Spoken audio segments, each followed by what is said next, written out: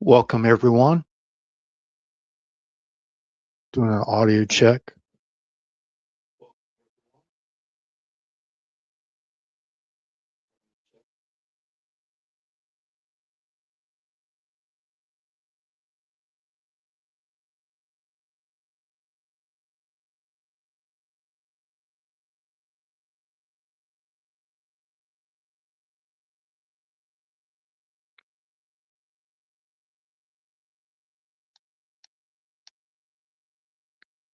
Okay.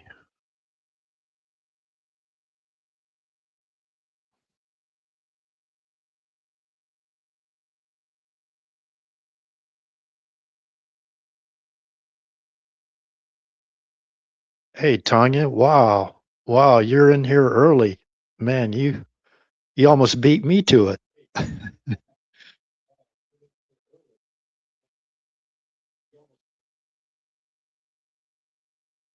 So, welcome, everyone. I'm doing a little bit different setup tonight. I'm just going strictly to YouTube, okay, instead of going also to Rumble.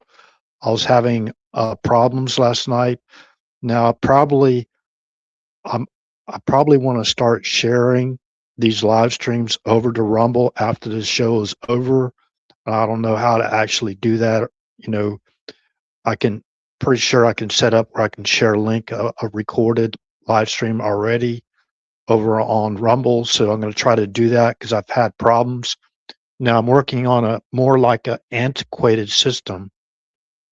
Okay, so bear with me. It's no juggling my time to help out loved ones and that kind of thing. So won't go into any kind of details. But last night I was really, really struggling for the uh, the energy and the basically damage is causing me. I'm telling you, is it can be picked up by people who watch this live stream for a couple of years now, and the damage is apparent. It's definitely apparent.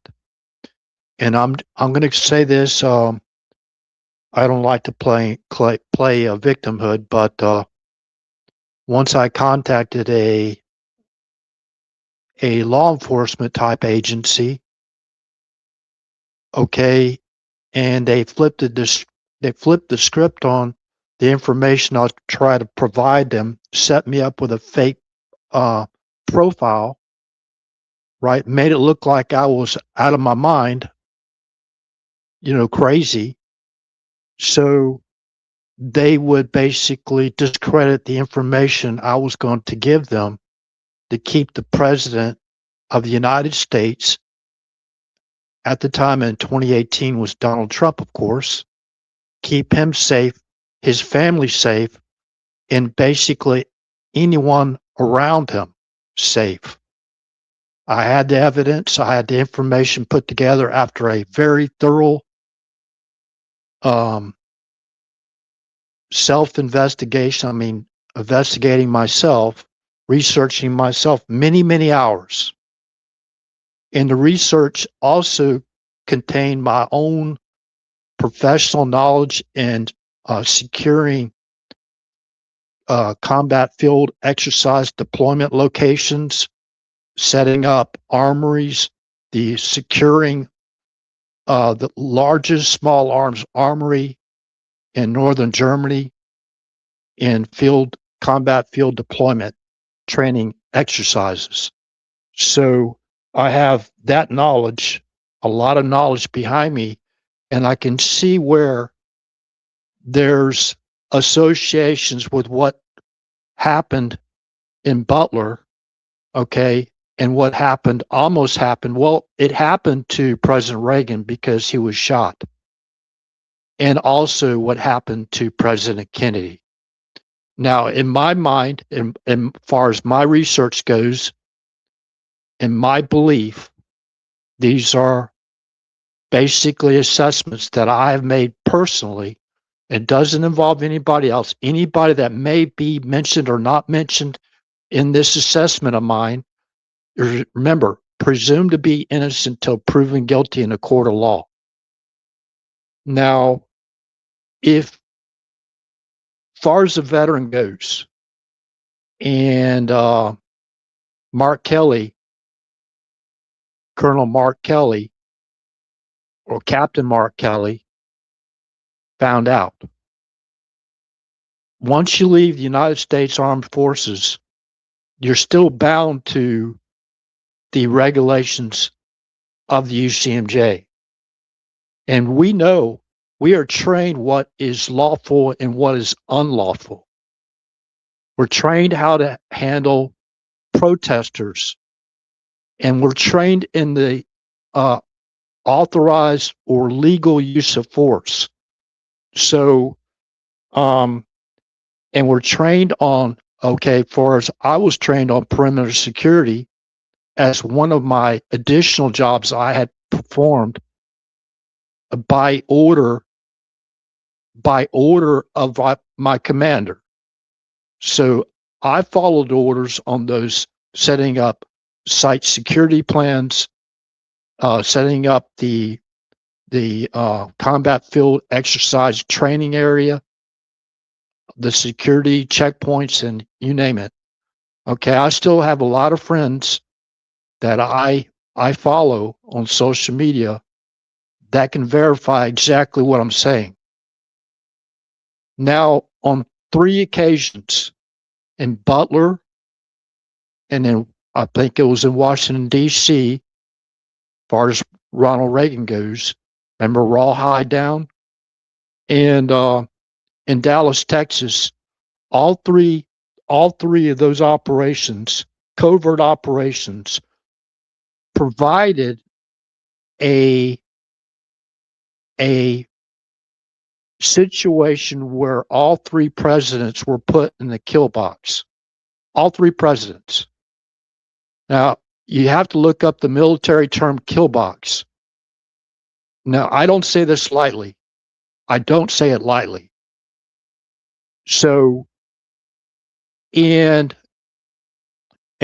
those cases, there was foreknowledge of people that had the power or were in the position to make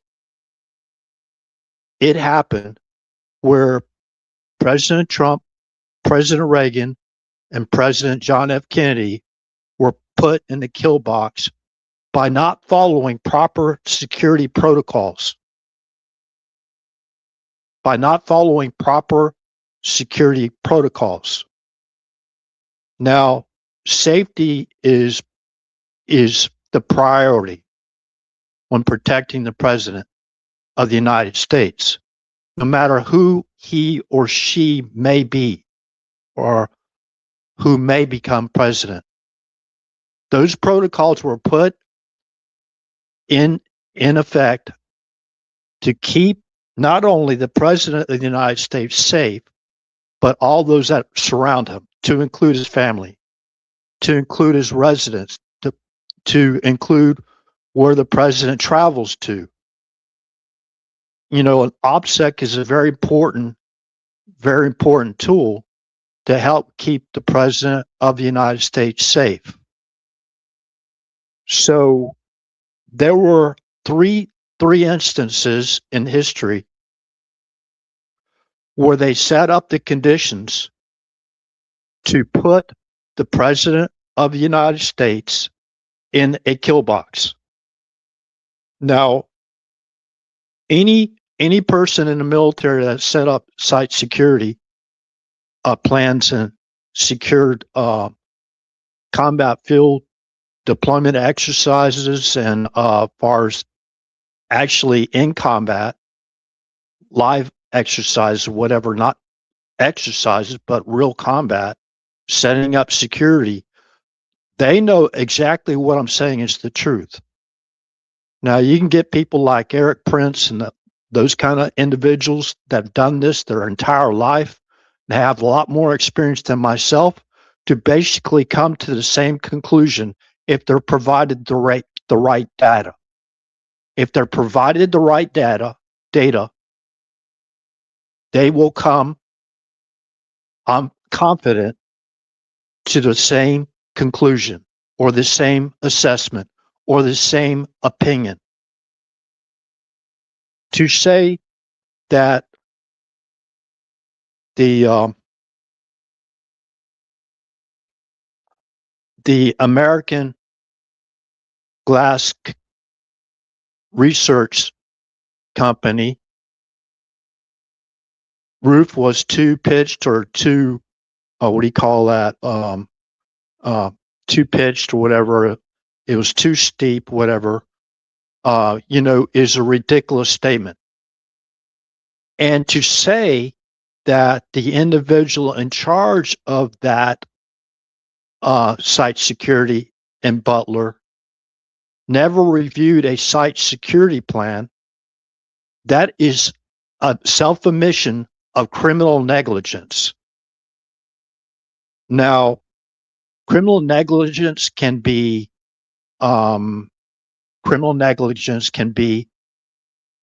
incompetence, but if you don't even review a site security plan, and you leave open the conditions to allow the President of the United States, whether former or current, whatever, or any of the protectees, to get in the kill box, okay, that's setting the conditions. That becomes more than criminal negligence. That becomes a criminal conspiracy to basically set the conditions for the assassination or possible assassinations of any president or any protectee, period. So, based on the information I had, and this also includes James Hutchinson from Chicago, Illinois. The warnings or the basically activities of James Hutchinson prior to his travel to Washington, D.C. or Virginia. And we already know, based on his social media after the fact, his social media, who his targets were going to be. Local law enforcement, the sheriff was called out to his residence because his neighbors reported him doing target practice, shooting at trees on his property. Now, the law enforcement, they questioned him, right? And they didn't set him up where they'd monitor his communications. They didn't set him up with a fake profile to monitor his, communications, all communications.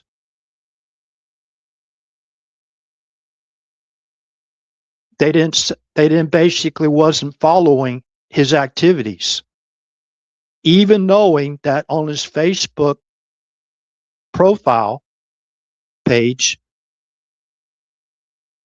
he made direct threats at the President of the United States and members of Congress,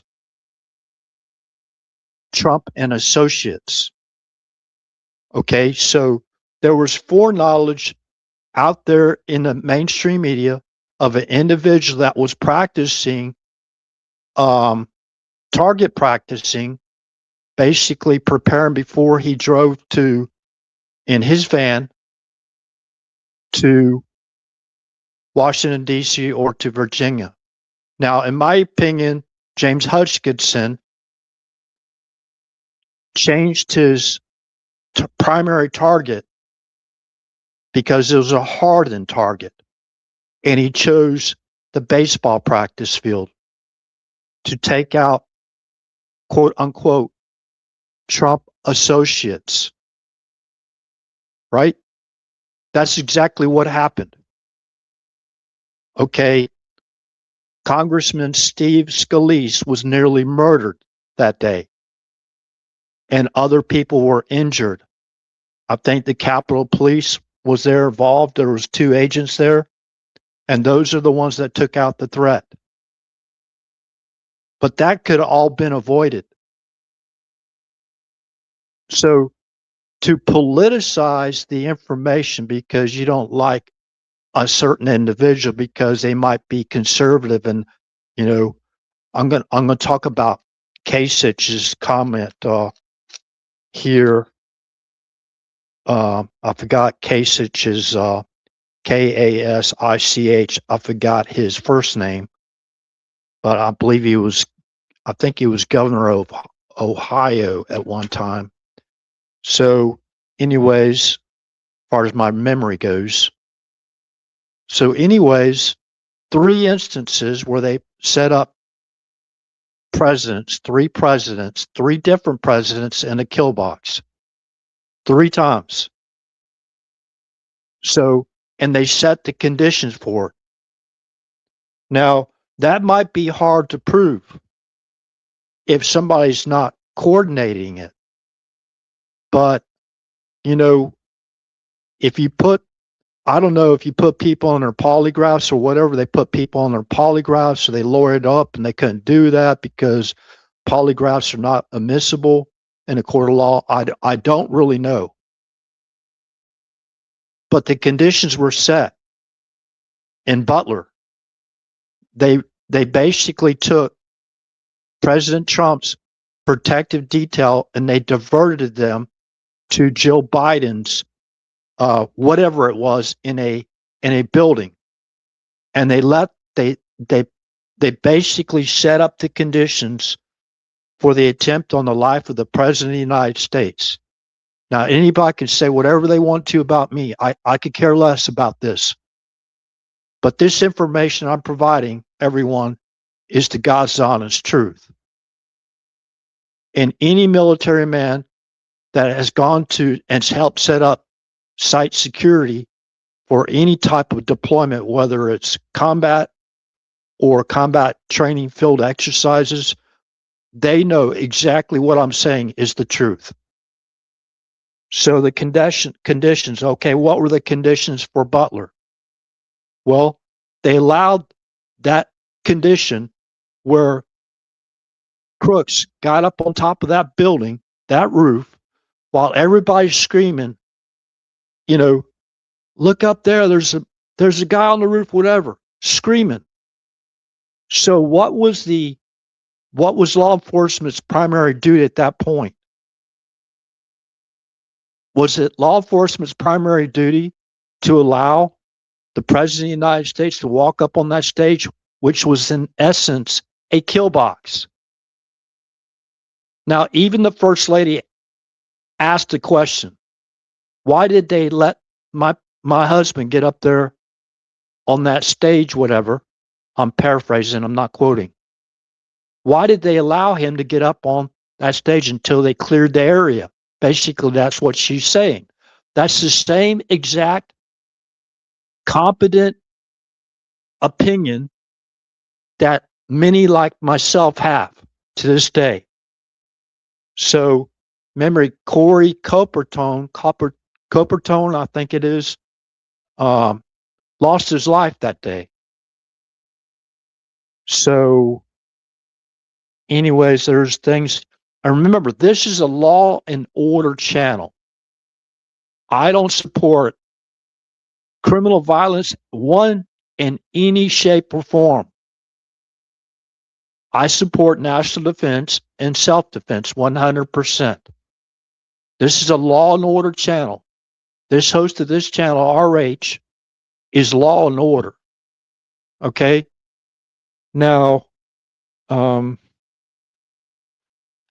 so the conditions for what was later called rawhide down in a book, right? So I have to go back and look at the book, but to remember the author.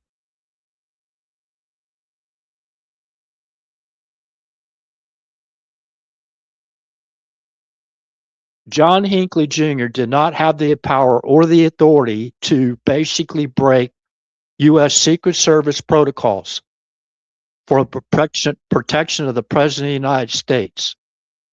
The Secret Service limousine, hardened limousine, that picked up President Reagan was not at the proper protocol position waiting for President Trump to go out of that hotel, to exit that hotel, to get inside the limousine with full protection that he deserved and he earned.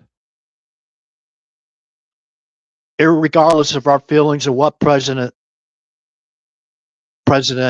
or presidents they are afforded that protection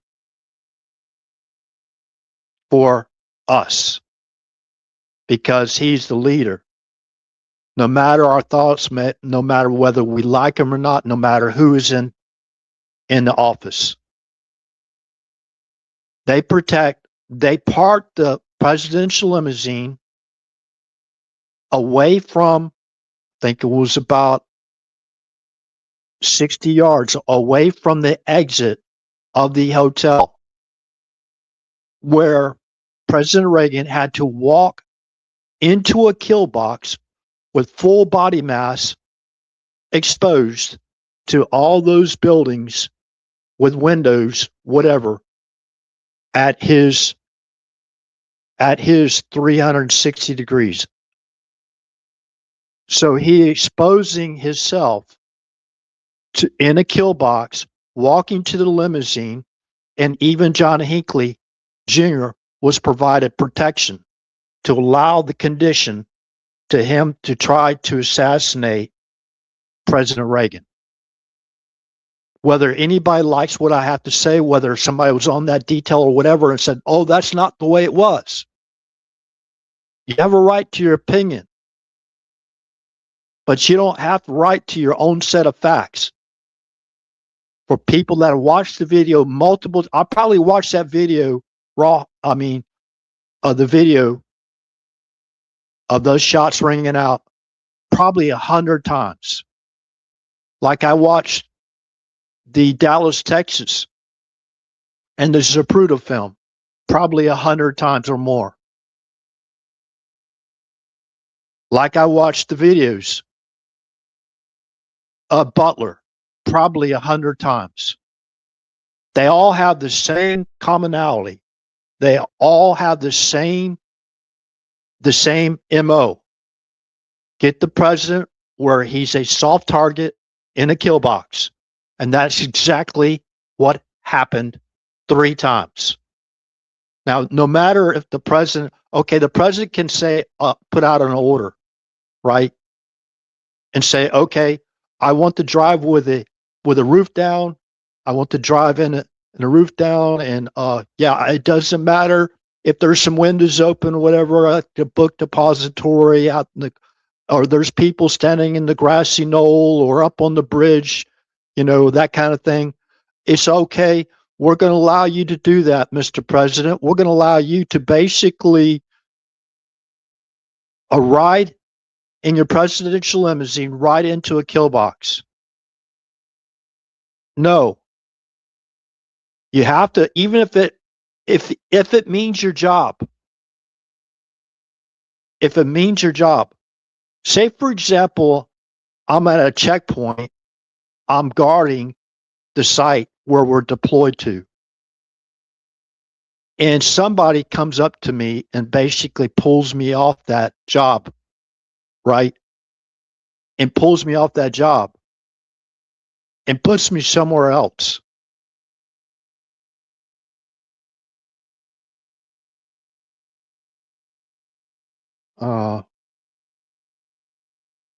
And puts me somewhere else and does not provide the proper replacement. You should at least ask, why are you doing that? Before President Kennedy was shot, one of the Secret Service agents that basically were told to get off the car, right, behind Kennedy, he raised his hands up in the air why are we doing this? Well, it's not to say that the same result would have or would have still happened or whatever or would not have happened. That's not the uh that's not what we're talking about here. So um so that's not what we're talking about. They set up the conditions for President Kennedy, whether we liked him or not. Me, I was a very young child at that time, about let's see, a couple months older than JFK Jr. at the time, when he was a small child as well. So November 22nd, 1963. I don't remember the date of the attempted assassination of President Reagan, but he was only in office 70 days. Think about that. Only in office for 70 days. Almost took out the President of the United States. And if they had followed proper protocol, not only did John Hinckley Jr. not have, not have the basically ability undercover to shoot the President of the United States, President Reagan would not have nearly died in that hospital because of all the loss of blood he had basically incurred after being shot, after that bullet grazed the limousine or whatever. In my opinion, there was more bullets fired than the official story. So anyways, that's all I'll say about that. Oh, anyways, well,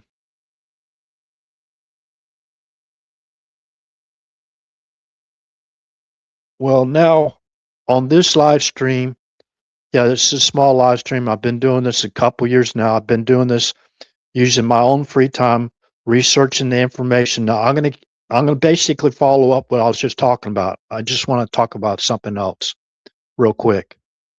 Okay, I've been at this for over 2 years. This is my own personal time. I'm providing the information to the people and basically verify the information I provide. If there's any mistakes or whatever I present, please write the information in the comment section so it saves after the live stream is over, because the chat will disappear after the live stream is over. So if you have any information to counter any information I provide, you can please put it in the comment section. I don't care who you are. You can remain anonymous or whatever you want. Okay, that's fine. I understand it. I like to protect other people's privacy as well as my own. So anyways, yes, place it in the comment section. Okay, so now, like again, three presidents. Now that might not be the only situations where it has happened, but those are predominant. And I think if you put all three of these presidents together, they pretty much had the same foreign and domestic policies, if I'm not mistaken. Even though John F. Kennedy was a Democrat, a lot of his what do you call it, foreign and domestic policies were conservative. We would consider conservative to this day. So whether we liked him or not, whether individuals liked him or not, me personally, I do believe he was divinely guided to keep the world from a possible nuclear holocaust. And you know what I'm talking about when it comes to the Cuban Missile Crisis, how close the world came of a possible nuclear holocaust. So, anyways, that's not basically exaggerating. That's exactly what he kept us. Now, going through back channels to communicate with the Soviet premier at the time, um, um, Khrushchev, Nikita Khrushchev, right? I like for people to understand that's what helped keep us safe, whether we liked it or not. So again, when we're talking about setting up the presidents in a kill box, President Trump, President Reagan, and President Kennedy, there's many, many, many more details of how that happened, how those three attempts and successful attempts happened. There's many, many more facts. I don't have the time, probably in a month, talking about this straight to present all the facts, because there's a lot of moving parts when they set up these conspiracies to take out the president of the United States. Now, the situation, I'm going to get into Venezuela, and it was last night, basically, it was the second, okay, that I was doing my live stream, right? And went into from the second till the early morning hours of the 3rd of January, January the 3rd. So from January 2nd to January 3rd, I just like to talk about a couple things. Now, when you're talking about Nicholas and, you know, the whatever the energy wanted me to say, from not saying Nicholas and saying Cornelius, was really a struggle. And if you listen in, I was like, I couldn't find the words. I couldn't find the words. That's what these people do to you. You know what I mean? So I'm not paranoid. I know you can look up the Havana syndrome and certain types of those operations. There are some people that are evil that are working compartmentalized. I would say maybe in the political action group, okay, to influence elections and basically subvert others and take out people they don't like by basically setting them up and all that kind of thing. Now look at J6, right? For example, that's just one example. What, 1,600 people were arrested? 1,600 people were arrested, right? Maliciously prosecuted. So remember, by saying that we aren't being targeted, it's amateurish, and it's basically coming from individuals that have absolutely no knowledge of what we're talking about. They have absolutely zero knowledge of what we're talking about. So if you want to back this up, the people behind this, you can call it a deep state if you want to. They are so highly compartmentalized, they could be working right next to each other and one wouldn't know what the other person's doing. Right? One wouldn't know what the other person's doing. One wouldn't know why they're watching certain people to protect their own. So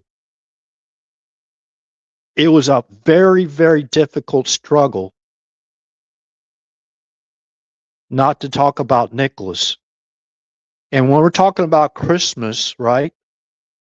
When we're talking about, we go to, when we're, you know, talking about things, and we're not talking about Christmas, right? Christmas. So it was a struggle to switch up or not refer anything to Nicholas or Saint Nicholas, or try to disguise it as Bishop Nicholas. And Saint Nick, right? Well, it wasn't Christmas anymore, was it? So then reverting to Cornelius, right? Yukon Cornelius. That was that was the subject we're talking about. Okay, that's referring to Christmas, right? Yukon Cornelius and silver and gold, silver and gold. You know, I think a lot of people had in their when they unwrapped their gifts, I think they found some pretty nice looking silver under their tree, right? So I think there's a lot of people had a lot of that silver. So Yukon Cornelius, we talked about Rudolph the Red-Nosed Reindeer cartoon. If you want to go check that out, we talked about that. As far as okay, the moving of the silver and gold, and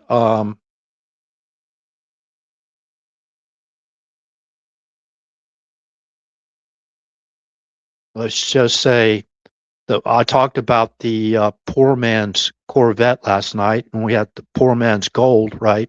They call it the poor man's gold, right? Silver. And remember the poor man's Corvette? Uh, Man, I keep forgetting the name of that car. Pontiac Fiero, I believe it was. So if anybody remembers what the poor man's Corvette is, check that out. Pontiac Fiero, I believe it was. Now, let's see here.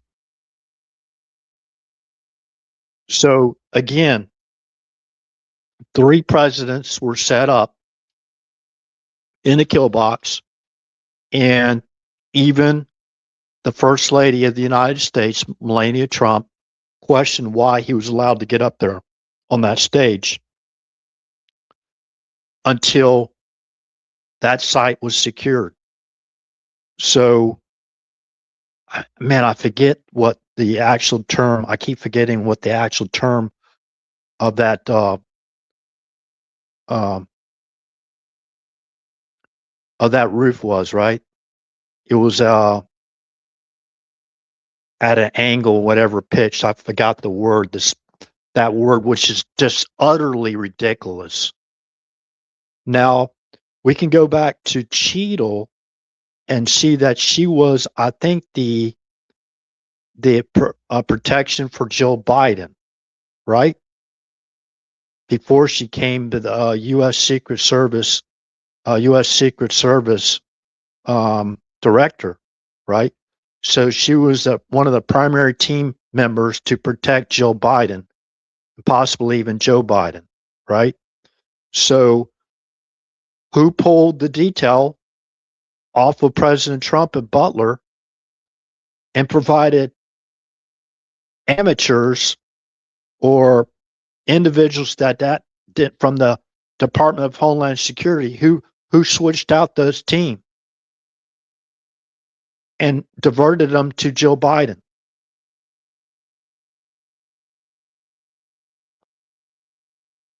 So yeah, they notified the team right after President Trump was shot, right?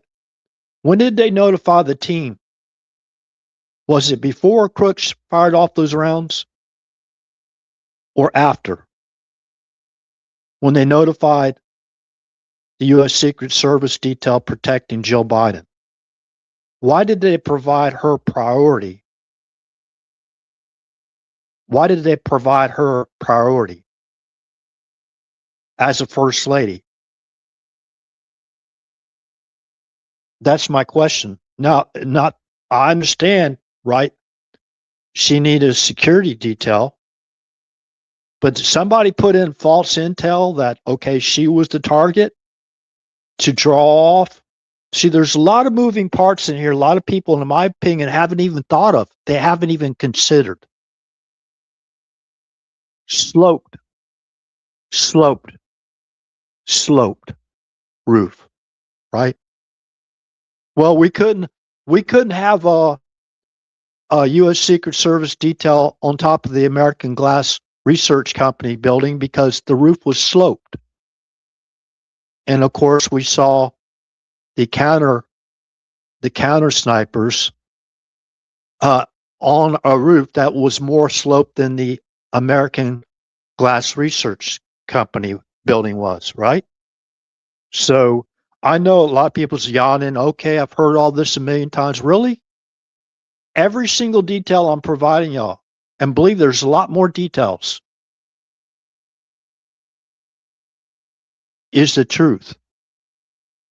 Now, who called? Did Cheadle make the call that the Joe Biden protective team to the Joe Biden protected team saying that she was the primary target? Now, I've seen videos of how they were running in that building, wherever Joe Biden was at. She was in a hardened building. It's a lot easier to protect the first lady in a building than the former president of the United States out there in an open field, right? And especially setting up the conditions to put them in the kill box. Now, were the right questions asked? Well, I have a lot of questions, and you know, but going back to 2018, if they refused to take my information. They refused to take my information. Now, that's the primary job of the U.S. Secret Service. Now, most of us, that when we get into the supervisory level in the Air Force and management level, we are trained in what's called protection of the president. Oh, all right. You're just trying to embellish your career. I've heard it all. I can care less what those people think. You know, we are trained in what to do, what our responsibilities to do. In my opinion, even though I've retired from active duty, what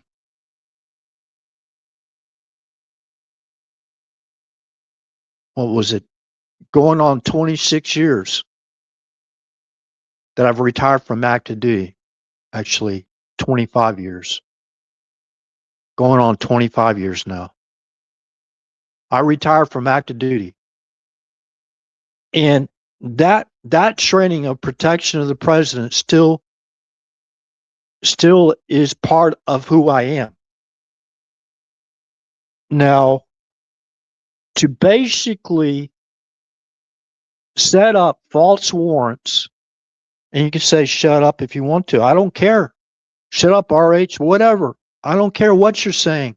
I have no respect for those individuals. Take the information, make it your own to help try to save lives. Okay? That's all you got to do. It's going to be embarrassing for people that are in those jobs? No, it shouldn't be embarrassing. They should have the answers of why that situation, basically compromise and setting the conditions up for the possible assassination of the President of the United States. Setting the conditions. That happened. That happened 3 times. Remember, I remember, I think it was Kash Patel saying, or one of the Secret Service representatives saying their mission is a no-fail mission, which means they can't fail in their job. So President Reagan nearly died. President Trump nearly died. And I think when they hit President Reagan, he lost all that blood. I think that basically sped up his Alzheimer's or dementia that Reagan had. So they set up the conditions. It was a condition that was caused by setting the conditions that President Reagan lost all that blood. and basically allowed the second in power to take over operations, foreign and domestic operations, under the nose of the President of the United States. So if they're highly compartmentalized, right, even further, when they reorganized that intel agency, not even the President of the United States are informed. Not even the President of the United States are informed of what their operations are. Okay, so just because you don't like him, just because you don't trust him, maybe the way he talks, maybe what he basically declassifies by talking about it, maybe because you don't like that, you feel like it's your duty to hide things from him, right? Well, like hide the information that I tried to present to keep him safe and his family safe. Now, nobody likes to talk about this. This is negative for a lot of people's minds, including in my mind, negative too. But we can at least learn from it, right? And hold the people that are accountable, that were criminally negligent in allowing, let's say, James Hutchinson to drive all the way from Chicago with an arsenal of weapons, right? And get close enough to President Trump's associates. Why do I keep saying President Trump's associate? Well, he put up on his social media page, Trump is trying to destroy our democracy.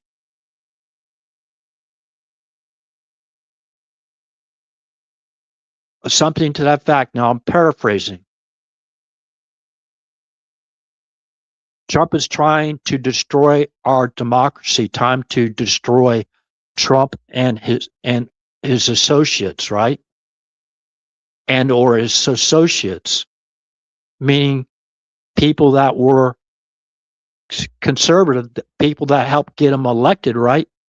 People in our Congress that we voted for. And that's the reason why James Hutchinson, basically diverted his targets to a soft target, because the conditions were not set for Hutchinson to get close enough to the president where he was in a kill box. So he went and took Plan B, to basically take out the president's associates, because in his mind, they were destroying his democracy. Now, let's go back to Article 4, Section 4 of the United States Constitution, which states, the United States shall ensure to each state in this union a republican form of government, and ensure against invasion and against domestic violence. Okay, that's Article 4, Section 4 of the United States Constitution. I'll read it again. Basically, I memorized it. The United States shall guarantee to each state in this union a republican form of government, and will assure against invasion and against domestic violence. Now, when President Trump in his first term was basically trying to secure the border to stop the invasion, even when he came in office, to stop the caravans and all that stuff from coming into our country because we couldn't vet all these people. Look at all the criminal obstruction of the President of the United States at that time.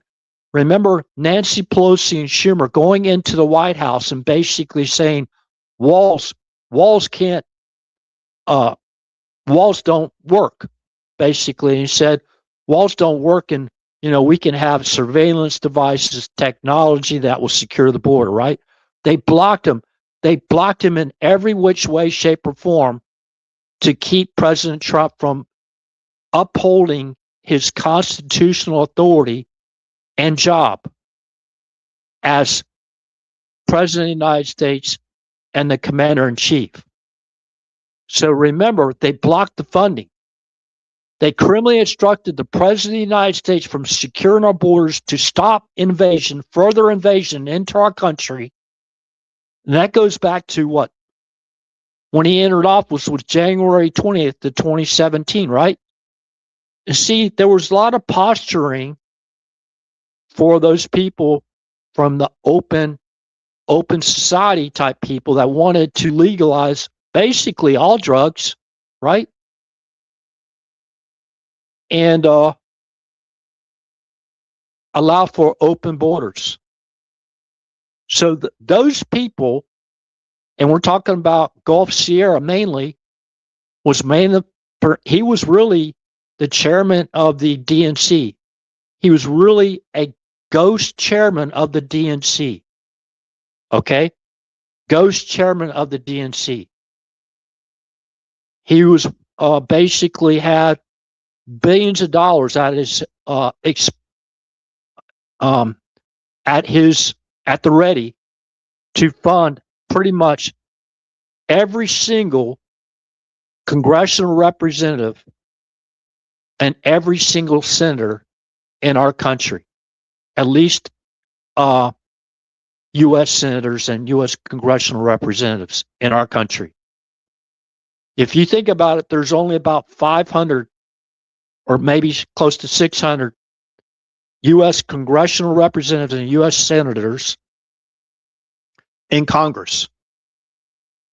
$1 billion. Think about how much $1 billion. $1 billion is like 1,000.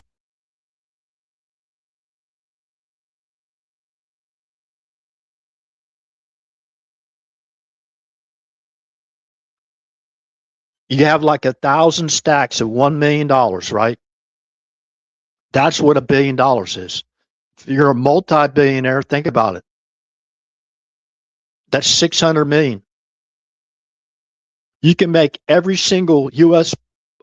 senator and every single U.S. House of Representative a millionaire overnight in one way, shape, or form or the other.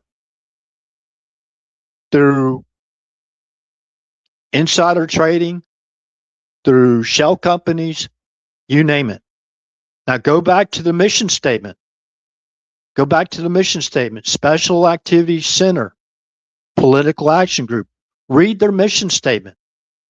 In 2014, the same year that they overthrew Yanukovych as president of Ukraine because he had a peace treaty with Russia, the same year they reorganized the intelligence community and made it even more compartmentalized.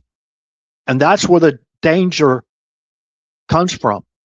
That's where you're seeing the leaking of information, because they not only, when they took over, right, and running these compartmentalized operations that the President of the United States doesn't know, the DHS, Department of Homeland Security, doesn't know, the Secretary of State doesn't know about, okay, the Chairman of the Joint Chiefs of Staff doesn't know about, the Secretary of Defense doesn't, or Secretary of War doesn't know about, okay, National Security Advisor, whoever he or she is, doesn't know about, okay? You think about it. They are a ghost government. They are a ghost government. Now, we have Ghost Riders in the Sky is talking about a totally different subject when it pertains to the order, the capture order put forth at, let's see, what time was that order? 10:46, the night of January 2nd. That's when the President of the United States, the Commander-in-Chief, authorized the capture of Maduro and his wife, and I believe his son too, Maduro's son. Nicholas. Now, okay, now we're talking about Nicholas. It's not Christmas time, is it? Okay. So now we're talking about Nicholas. So, man, I tell you what, I'm very proud of our armed forces for that carry out. I'm proud of them all. Basically, if you don't have what it takes and you can't basically adapt into military life once you're enlisted, right? Or you join the armed forces, you're basic. If you can't carry out and adapt, those people are weeded out. They're gone because you can't have people that you can't trust. You know, at least that will you can't have them if you can't trust them to carry out their job. If they're inept or they're incompetent, whatever for whatever the reason, they have to be moved into a better job, maybe that they're more adaptable to, and they can basically carry out the mission that they're assigned to carry out. So those people get moved around, whatever, and you know, and some people they don't have a place for them because they're either too far, whatever. What it does, they don't have what it takes, and they have to let them go. Unfortunately, so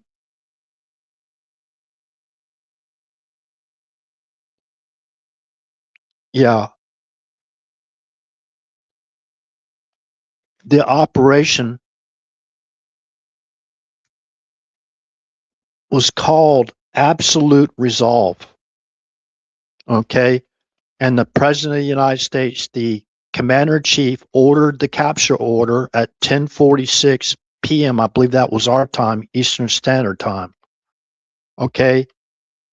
At 1:01 Eastern Standard Time, 2:01 Caracas local time, uh, our armed forces and law enforcement individuals that were taking part of that operation entered Maduro's compound, Nicholas's compound. Okay. We're not talking about Christmas, are we? Bishop Nicholas, you know, old Saint Nick, Santa Claus, you know, how it kind of morphed into something else, right? So, and by the way, let me go back to the title again. Undetected Justice Under Seal, Ghost Riders in the Sky, right? Um, go check out Inca Gold. Go check out the YouTube channel Inca Gold, I believe it is. So hold on a second. Let me go check that out real quick. Make sure I'm providing. Yeah, go check out that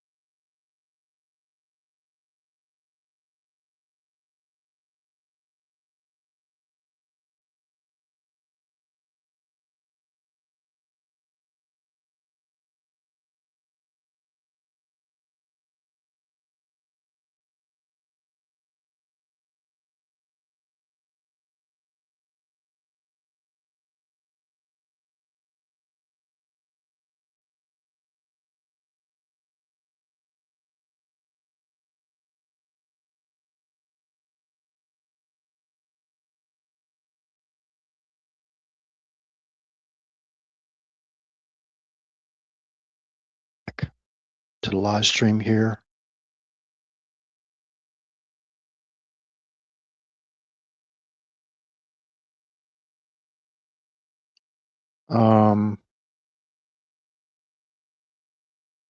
Yeah, now I was going to check out the subscribers. One more person basically sub to the channel, area space 111.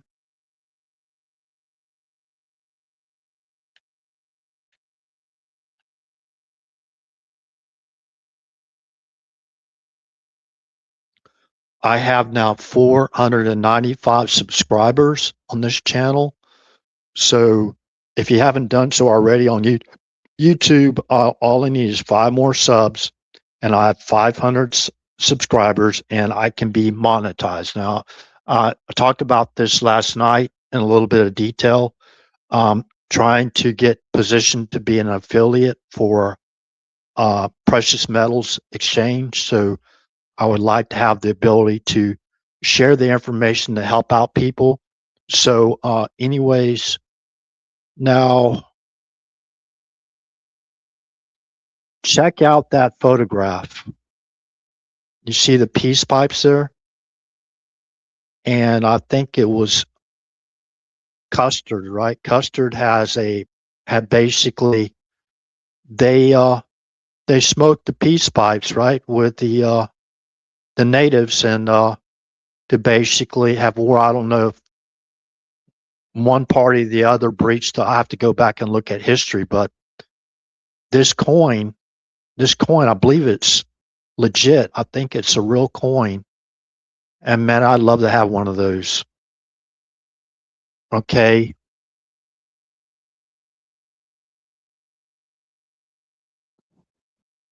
Peace and friendship. And remember, this channel's, or the host of this channel is always for peace.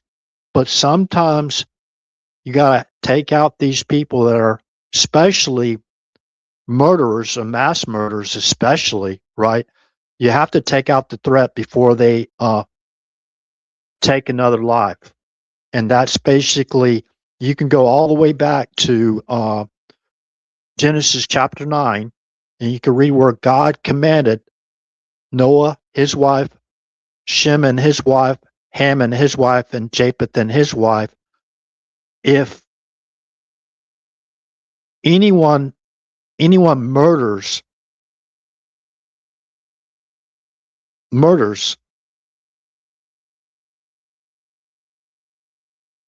that the murderer shall be basically taken into justice, and based on the mouth of at least 2 witnesses, that murderer shall be put to death.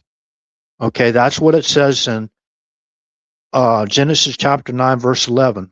That's what God commanded Noah, his wife, Shem and his wife, Japheth and his wife, and Ham and his wife to do in the case of a murderer. So, of course, mass murder is even worse. So if for example, Nicholas knew, and we're not talking about Bishop Nicholas or Saint Nicholas in the 4th century, right? We're talking about Venezuela. If he was behind and orchestrated events that cost the lives of hundreds of thousands or thousands and thousands and thousands of American citizens, what happens? As far as what? Because remember, I can get this and read this commandment again to people. Anybody that wants to listen. Oh, that's Old Testament, RH. That's Old Testament. That doesn't apply now. Those rules were nailed to the cross, right? Come on now. That's the most ridiculous statement I've ever heard in my life. So what were they doing? The other side, what were they doing? They were basically setting up funding to bail these people out of prison, and even murderers, they're let out on the street again to murder again. So they're complicit, all these individuals, And I don't care who likes what I have to say now about Harris, but Kamala Harris actually helped set up like GoFundMe's or whatever, so they can bail out actual murderers and criminals out of jail to allow them to keep doing the same thing that they're doing, right? So I don't care. I don't care what anybody thinks about me, but we just cannot afford to have murderers in any peaceful society to be walking free on the streets of our country in any state or territory. We just can't afford that. We can't. You know, how can we seek prosperity, obtain prosperity, peace of mind, body, and spirit when there's murderers still walking free in our country? It's ridiculous. So, anyways,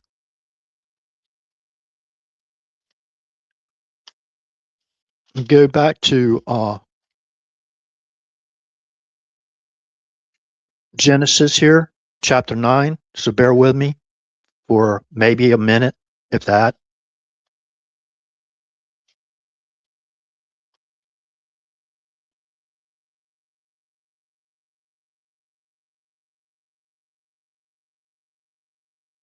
Okay. This is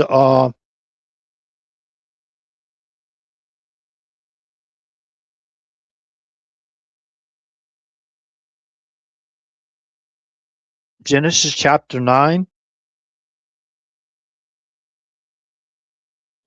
verse 1. And God blessed Noah and his sons and said unto them, Be fruitful and multiply and replenish the earth. And the fear of you and the dread of you shall be upon every beast of the earth and upon every fowl of the air, upon all that moveth upon the earth and upon all the fishes of the sea. Into your hand are they delivered. Every moving thing that liveth shall be meat unto you, even as the green herb have I given you all things. But flesh, which is with the life thereof, which is the blood thereof, shall ye not eat. And surely your blood of your lives will I require. At the hand of every beast will I require it, and at the hand of man, at the hand of every man's brother, will I require the life of man. Whoso sheddeth man's blood, by man shall his blood be shed, for in the image of God made he man. And you be ye fruitful and multiply, bring forth abundantly in the earth, and multiply therein. And God spake unto Noah and his sons with him, saying, And I behold, I establish my covenant with you and with your seed after you. Okay? And it goes on further, as far as establishing the covenant. And with every living creature, and is with you of the fowl, of the cattle, and of every beast of the earth with you, from all that go out of the ark to every beast of the earth. And I will establish my covenant with you, neither shall all flesh be cut off any more by the waters of a flood, neither shall there any more be a flood to destroy the earth. Okay, so that was a covenant, right? And they notice how Satan hijacked that covenant and created an artificial construct of the rainbow, right? For other purposes. So that's obvious for all of us to see and hear about with our own eyes and ears. So anyways, yeah, then if there's a follow on with that in Numbers chapter, I believe it's 35 verse 30, Numbers chapter 30 or verse 35, starting with that verse. Let me go there so I can provide the proper source reference.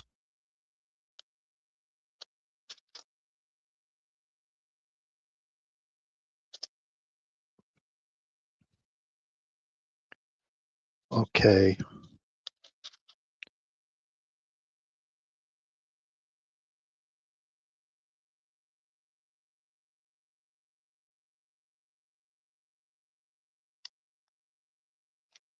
Okay.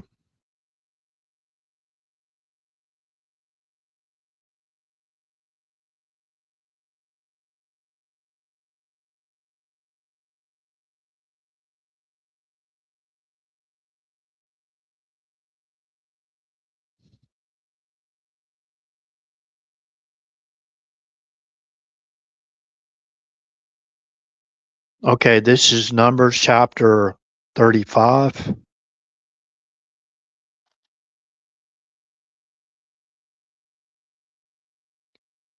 Starting with verse 30. Whoso killeth any person by the Whoso killeth any person, the murderer shall be put to death by the mouth of witnesses. But one witness shall not testify against any person to cause him to die. Moreover, ye shall take no satisfaction for the life of a murderer, which is guilty of death, but he shall surely be put to death. Okay? And ye shall take no satisfaction of him that is fled to the city. I won't go on about that as far as refuge, whatever. Okay, so now I talked about the tribe of Dan, um, present in the 12 tribes of Israel that are present and documented in scriptures in Genesis chapter 49. So I'm going to go there real quick again. This is important what I'm talking about right now, as far as the tribe of Dan is concerned. So remember, God's the one that judged. We don't.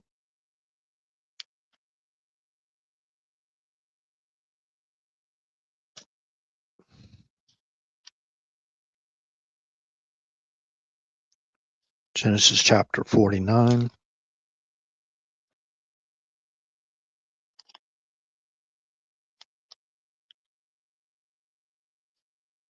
Turning to real quick.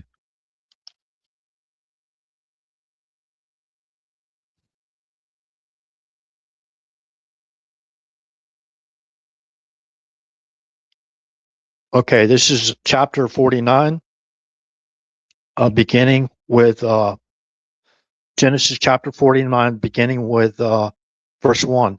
And Jacob called unto his sons and said, gather yourself together, that I may tell you that which shall befall you in the last days, in the latter days, right? Gather yourself together and hear, ye sons of Jacob, and hearken unto Israel your father. Reuben, thou art my firstborn, thy might, and the beginning of my strength, the excellency of dignity, and the excellency of power. That's the first tribe of Israel that was referenced in chapter 49. Unstable as water, thou shalt not excel, because thou wentest up to thy father's bed, then defiled thou it. He went up to my couch. Okay. Simeon and Levi are brethren. Those are three tribes of Israel. Simeon and Levi are brethren.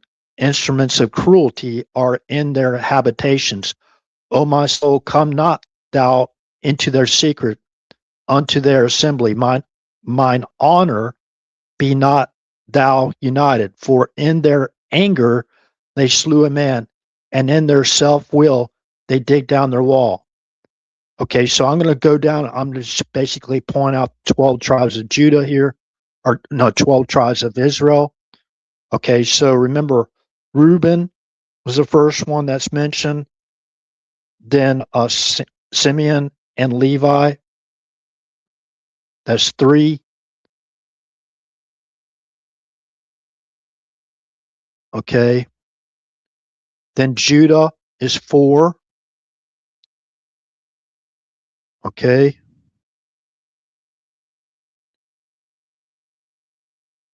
Zebulun is five.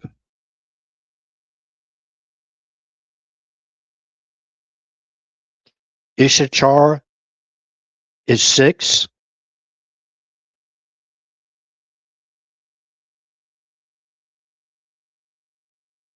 Dan is seven.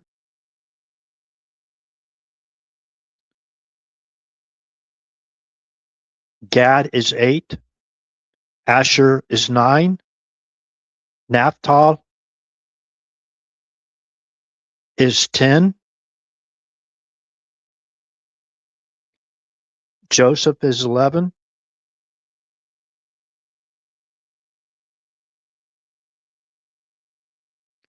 Hold on a second. I believe Joseph was the 12th.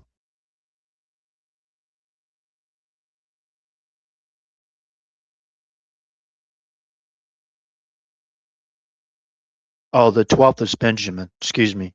The 12th is Benjamin, not Joshua, listed in Genesis chapter 49. Now, going back to Dan, the tribe of Dan, Dan shall judge his people as one of the tribes of Israel. Dan shall be a serpent by the way, an adder to the path that biteth the horse's heels, so that his rider shall fall backwards. Okay, so just taking that and try to put it in proper context, then you go to Revelation chapter 9. Wait a minute, Revelation chapter 7, and go in there and look, and you'll see that Dan is not present. Okay, but if you go, it was taken out of the at that time, right? So when the second coming comes in, there's the 144,000, right? The anointed or those sealed, right?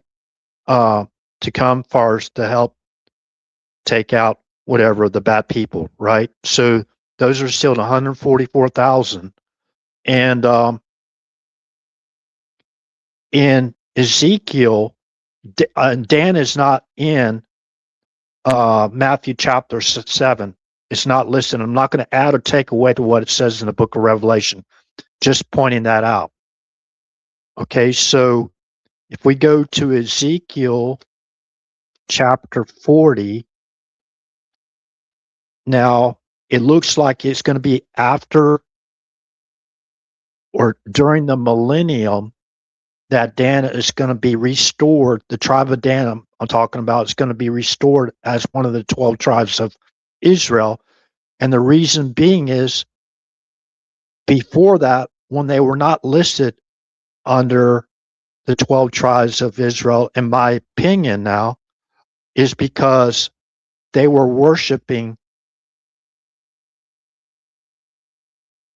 false gods, like they were worshiping the golden calf. So they turned their back to God and started worshiping other gods or the golden calf. And I believe they turned back to God and they were punished. God punished them in whichever way that God punishes people, right?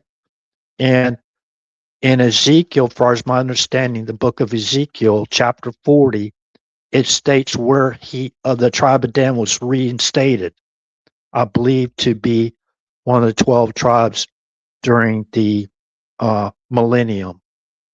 So let me go to. No, I haven't read chapter 40 yet. I've read it a long time ago, but I haven't reviewed it again. Chapter 40 to basically see, but that's the reference point I got to go where they were reinserted for the millennium and the latter days, right? Okay. Let me see. Skimming through this real quick, chapter 40, to see where the first reference is to the tribe of Dan. And I'm not talking about Dan, Chairman Dan King, no, Chairman Dan Kane. I'm not referring to him. Okay, so I was sitting there thinking about it. I hope they don't think I'm referring to General Kane there. But anyways,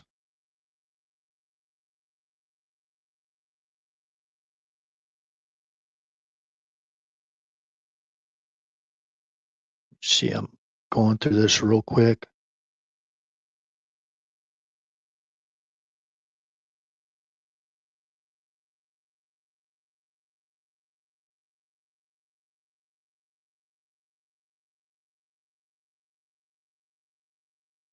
Stand by. I'll get back on the main road here in a second. So those that are waiting, if you haven't done so already, if you're just coming in to listen to the live stream after it ended, please basically go subscribe this channel if you don't mind. All I need is 5 more subs and I get to 500. That's a major milestone when you're doing live streams on YouTube. Get 500. That's the first, milestone.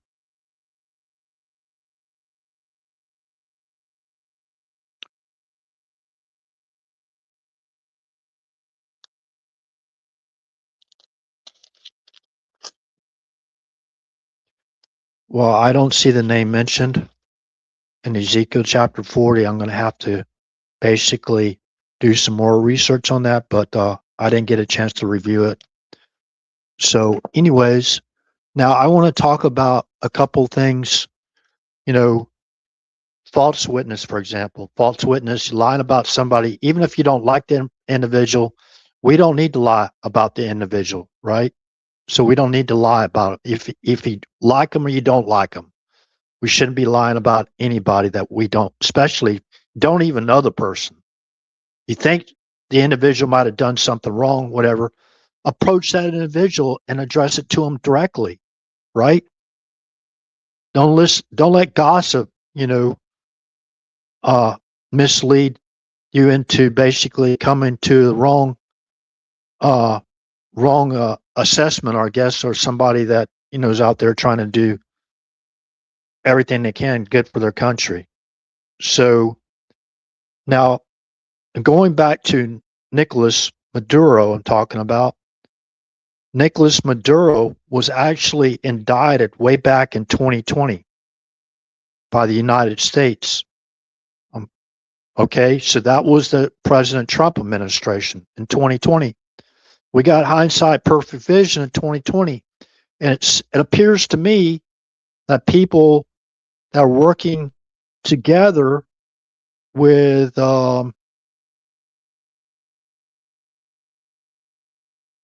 I'm not going to identify them with the that word, that term. But the U.S. State Department has a list of people that are on that list. I'll just say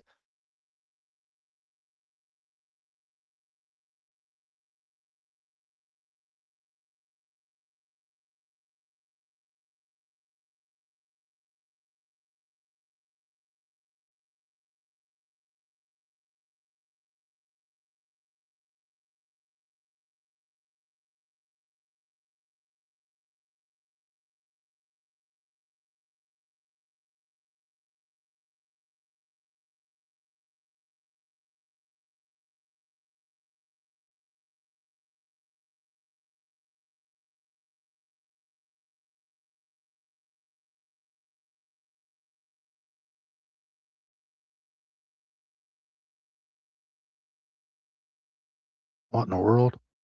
Okay, we're still live. Testing 1 2, testing 1 2.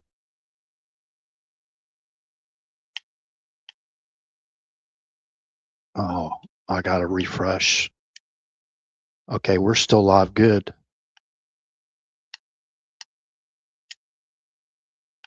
Testing 1 2. Yeah, we're still live. So I was looking over there at the subs. I had to go to another screen, so I had to refresh YouTube. Thank you for people that are still here, even if it's just me talking to myself. So Maduro was indicted. Now I think it was a sealed indictment, right? And when did the order come? When did they unseal the indictment? As far as my understanding, it was like around 11 p.m. on the 2nd.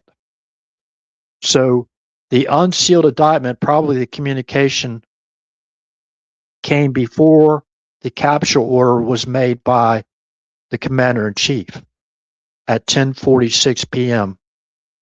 on the 2nd, right? Yeah, that would be right. The 2nd of January. So that means that Maduro was still under a sealed indictment. And I'm pretty sure, I don't know if they added his son and his wife after the fact, but that's the Secretary of State, Marco Rubio, revealed that in that briefing by Trump. Okay. So there was already a sealed indictment for his arrest, Maduro's arrest, all the way back to 2020. You know, I don't know what part of 2020. And what does that also have to do with anything else, as far as pieces of paper and the electronic ballot? Okay. What does that have to do with it? Well, there's some basically assessments that they were involved, right? And I won't go any further than that. But as far as 2020, what I will say is go check out Voter GA. I believe it's voterga.org or voterga.com, and look at the investigation summary that voterga.com had at that point.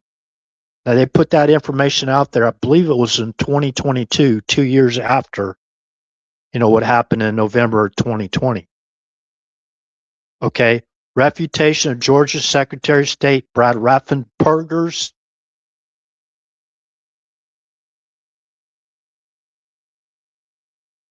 election letter. Okay. Now, I can't bring up that source reference, but I've talked about it many times. Refutation of Brad Raffensperger's basically false election claims, right? Right. So about it being like the most secure in U.S. history, or whatever, that kind of deal, right? So go read that. We've already had Georgia GA was instrumental in taking over the majority of the Senate. Okay. Why? Because what they're going to do, this was all planned out. It was all planned out. A broader criminal conspiracy to overthrow the United States of America, our government. And look, the entire 4 years under the old Biden administration, from January 20th of 2021 to January 20th of 2025, they didn't bring in Maduro. And you could say covertly, they were working together with them. And now I know that's an allegation I can't prove, unless it's investigated properly by true officials. Okay. The reason why their pocketbooks and wallets were padded by that regime over there to continue on with the status quo and making themselves rich at the expense of hundreds of thousands of American lives, when we consider the deaths involving fentanyl alone. So anyways,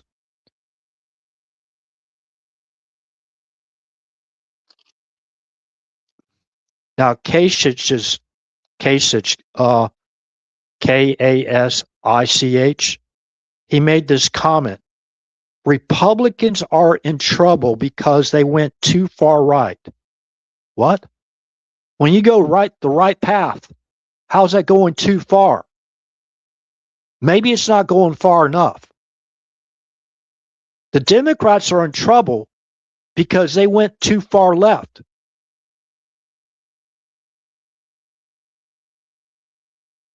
They went so far left it's antithetical to our U.S. Constitution, even breaking Article 4, Section 4's basically what the United States should guarantee. They're placing in socialist, communist into these positions of mayor and you name it, right? So think about Kasich's comment. Republicans are in trouble because they went too far right. Really? You know, what, seeking morality in our country to help our country thrive and stop all this crime and all this stuff, that's going too far right?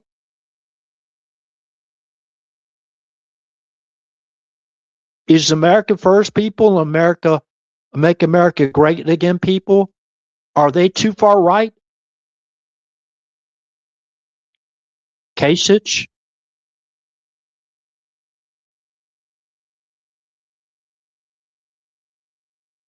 And listen to Swalwell's comments. Eric Swalwell. Remember at, let's see, on January 5th of 2021, President Trump unsealed a classified document and basically sent that unsealed classified document. He unsealed it at 5:05 p.m. on January 5th of 2021. And the first order of business, basically one of the first functions of the 117 Congress session was basically chaired by Eric Swalwell. This is ingenious. This is genius. Swalwell was up there, wasn't even paying attention to what they were reading, right, into record when they unsealed that document and read the clerk of Congress, read the letter, right? That was put together by White House counsel and President Trump. And basically, they unsealed it and sent it to Congress for the first order of business on January 6th of 2021. The first order of business, they read it into record. And it talks about what? Electronic devices, right? Something to do with our, when we fill out that piece of paper. So Swalwell has a nerve. He goes out there, right? This is a guy that supposedly had an affair with a Chinese spy, right? He goes out there and makes a statement that Donald Trump has created basically criminal politics. Criminal politics from Swalwell. That's pretty. So, we'll hear these statements come out of the mouths of these people, right? And a lot of it, they're just reading a script. In my opinion, that's coming from the political action group, the highly compartmentalized people putting out all this information to cause chaos in the current administration. So they put out these are people that, in my opinion, are subverted to do the will of these people that are part of the deep state to try to obstruct and cause chaos in the White House, as far as this administration is concerned, and with the cabinet, his cabinet and his administration officials. That's what they're doing. They're still doing this. And it's only going to get worse unless we start holding these people accountable, especially the murderers. Now, I heard of some information. I talked about a little bit about precious metals a little bit last night, and I won't touch on it much. If you're looking to get into a position of silver, okay, make sure it's not money you can't afford to lose. And that includes everything you invest in, right? Stock market, pretty much there's always a risk. Even to say, I won't get into all the commodities and all that kind of thing that we could get involved in and invest in. But, one thing is for sure. Well, we can't say it's for sure 100%, but it's like 99% assured. Silver can be used as a to diversify your portfolio, you know, far as whatever you want to have in your portfolio. If you want bonds, stocks, whatever, uh, what do you call it? Uh, I can't remember all the other things that you can involve in, but anyways, there's risk when there's basic volatility. They call volatility. Now, if you bought in and bought silver for like $15 an ounce or whatever, and you know you would love those spikes. What's going on right now. A lot of us, we didn't have the money to invest in silver or especially gold at, especially at the current rate. Even when it was only like $2,000 an ounce. I thought the $2,000 would be the base for gold. Now, think about this. Think about all the uses that there are for silver versus gold, as far as industrial purposes, the need for silver. Think about the batteries, think about, solar panels, that kind of thing, right? So, like circuit boards, that kind of thing, electronic devices, that kind of thing, AI, especially EVs, you name it, right?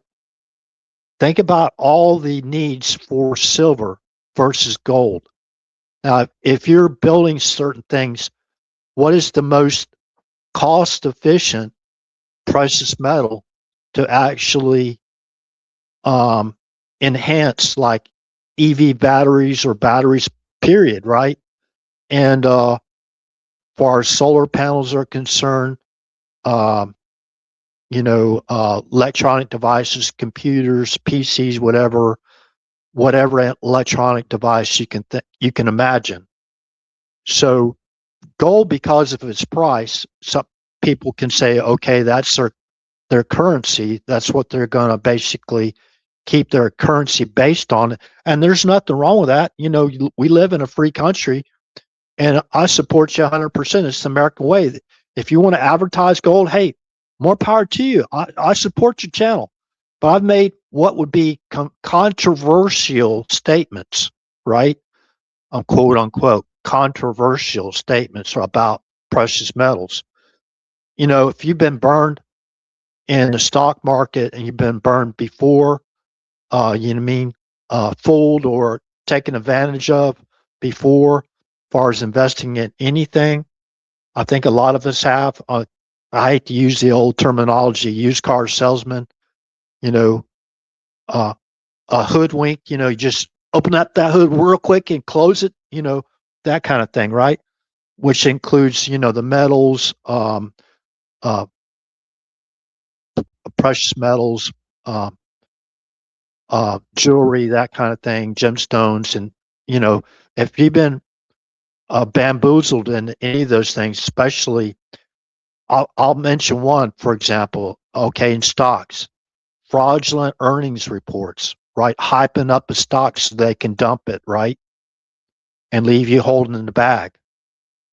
Yeah, if you've been caught up with that kind of thing, yeah, you get kind of very, very conservative about what you actually invest in. To me, looking at an ounce of gold, as small as it is, to be worth over 4,000, I think it's about $4,400 now,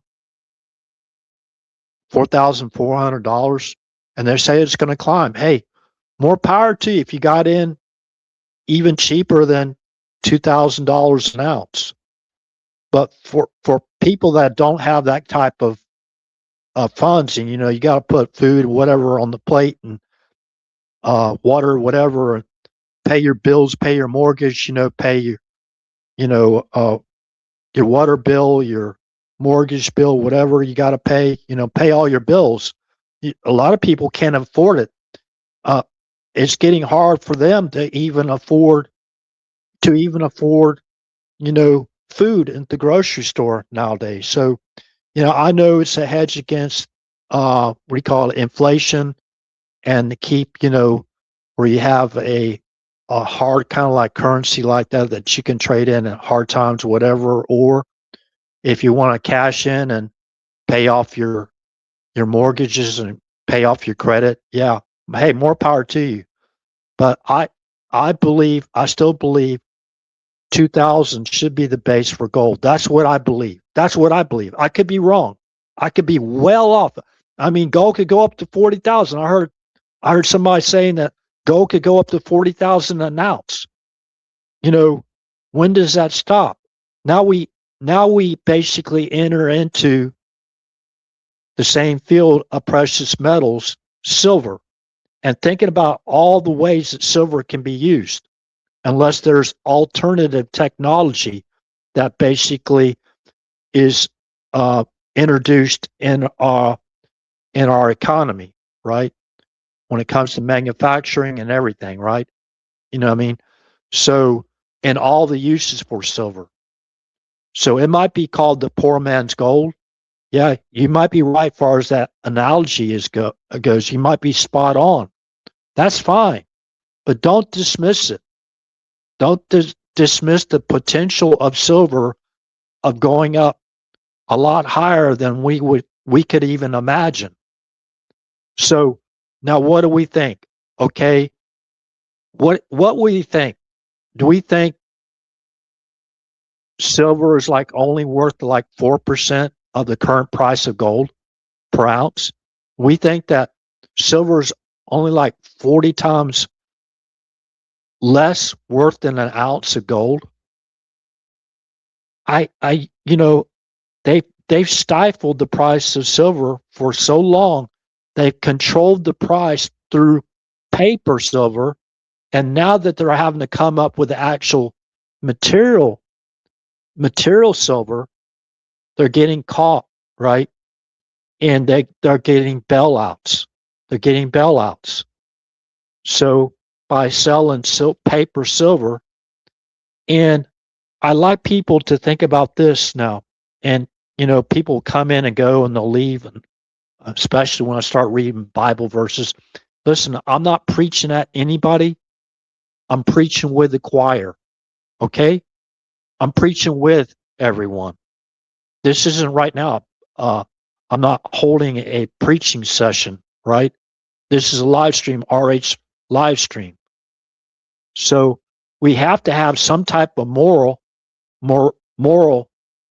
grounds to have a peaceful society and to have peace and friendships, right? Like that beautiful gold coin states. You see the peace pot, right? And think about Custard. Go check that out with the natives. Look at the agreement they made. Peace and friendship with our native friends. Peace and friendship. Could you imagine what would have happened if the Mayflower came over here? They signed the Mayflower Compact, and right after they got that, all the natives attacked those pilgrims or whatever we identify them as in history. If they attacked them, and they kept sending ships back over to the New World, right, to set up future colonies, and they were attacked, and it never got to be where they're sitting at the table with the natives. The pilgrims were sitting at the table with the natives and giving thanks to each other for what? They're giving thanks to each other and to God for what? Peace and friendship.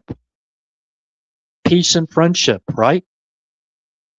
Maybe if I started to basically go into the live stream mode, maybe we could have more listeners, right? No, I won't go into the live stream mode. Okay. So we all got to pray. We got to pray for our country still. We have to pray for our president and all the good people in Venezuela and Iran. As far as a lot of people in Venezuela and Iran, I would consider them good people. They're just victims of circumstance. They were born in Venezuela. Their parents were born in Venezuela. Their grandparents and great grandparents were born in Venezuela.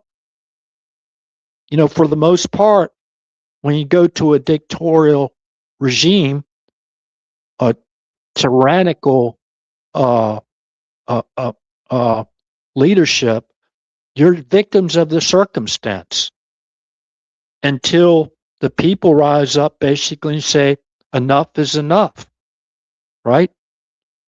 And Nicholas, he thought he had all those people on his side, and he had a little entourage every time he'd go out there in the public, right? Showing how bold and rebellious they were to the United States of America.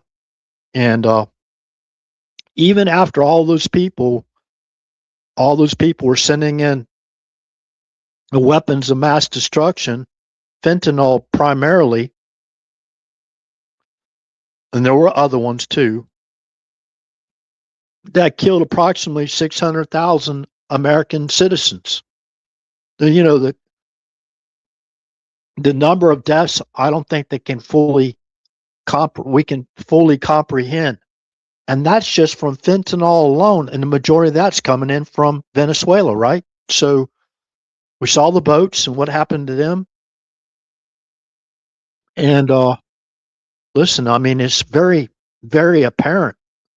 They've had investigations going on far as that regime goes for years, right?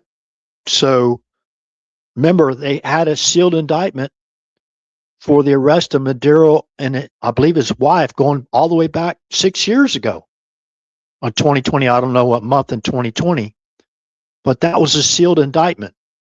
So now let's talk about this a little bit. Undetected justice under seal. Undetected justice. Okay, we're talking about OPSEC. It was amazing. All the people that were involved in that operation, that they maintain operational security, right? And that's a huge milestone. But the same old people working back there, working those highly compartmentalized groups of people, they're still working to try to cause chaos. And do you think they want discovery from an individual like Maduro, his wife, and his son?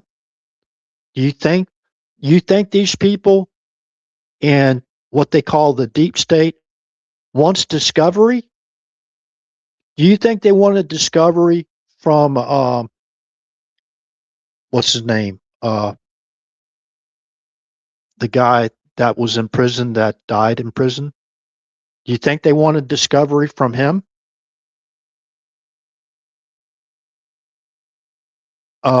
No, I don't believe so.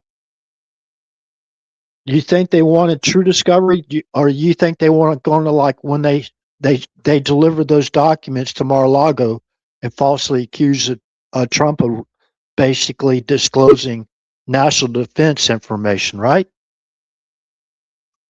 Who was behind that operation? You think that President Trump is a delivery boy? You think President Trump is a file clerk? Whenever he declassifies something, he goes around with a stamp, rubber stamp, and hits declassified on it, on the documents? You think he's a clerk? He's the delivery boy. He delivered those national defense documents to Mar-a-Lago, right? On his own.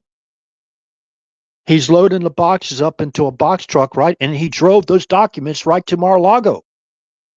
Who set up who changed the TFR over Mar-a-Lago, which presented the possible engagement to take the life and set the conditions to take the life of President Trump? Who authorized that the law enforcement officials that raided Mar-a-Lago to wear plain clothes with no official identification on their jackets or their clothes? And why were they ordered to wear plain T-shirts with collared shirts with like a polo shirt with no identification on them? Why were they ordered to disguise or conceal weapons? Because they planned on an engagement, and they're going to plan on taking out the president of the United States. They set up the conditions with the TFR to run an assault type operation at Mar-a-Lago that they set up. Remember, for as visual purposes go, they set up a crime scene with those documents, right? With the classification cover pages, right? They set up a crime scene. They set it up and they planned it before it happened. None of those people were held accountable, were they? Not to my knowledge.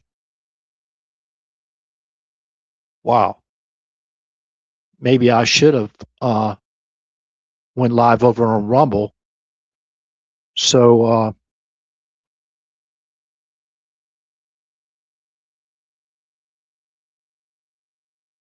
let's see. Yeah, I'm surprised there's nobody here tonight. Well, I like to basically wish everybody a very happy weekend. And let's see if there's anything. I'm going to go do a review real quick.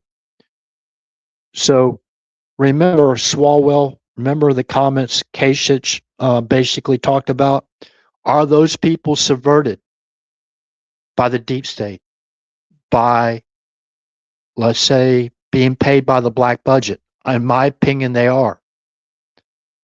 Now, MSNBC, I talked about this. They basically put out a report from sources inside, I think, the intelligence community, that the target wasn't Putin's address or whatever.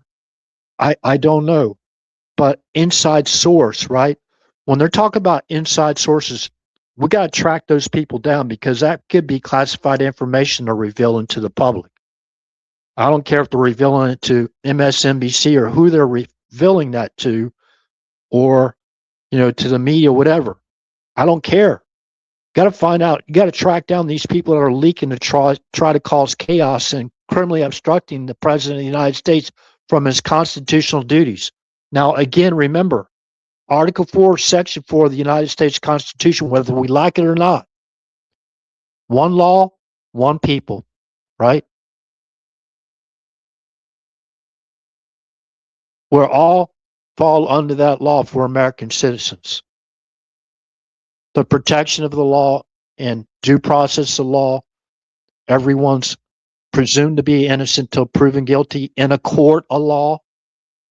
How can you basically accuse anybody and convict anybody if you don't allow discovery? And it goes to my opinion, corrupt judges that basically block discovery. See, they'll compartmentalize the crime, or the accusation of a crime, right? They'll protect that crime by making it very, very specific, especially when it comes to a broader criminal conspiracy to overthrow the United States of America, which includes overthrowing our government, our duly elected government and re-elected government. So if you basically shut down discovery, okay, let's use one prime example. Remember, Texas was in the forefront of they put forward a lawsuit against the swing states because they weren't following neither federal or state election laws.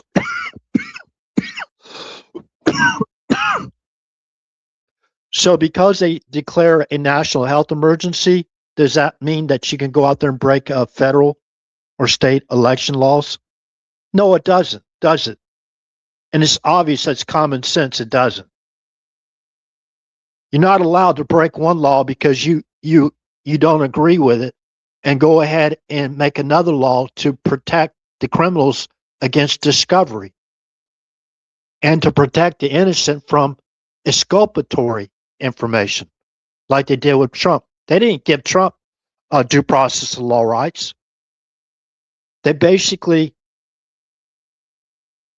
you know,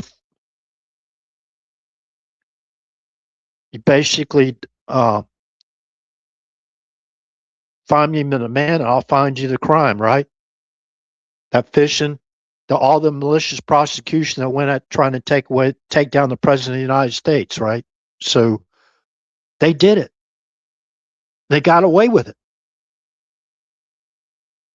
So I know that this is a very big operation, but we still got a lot of problems going on.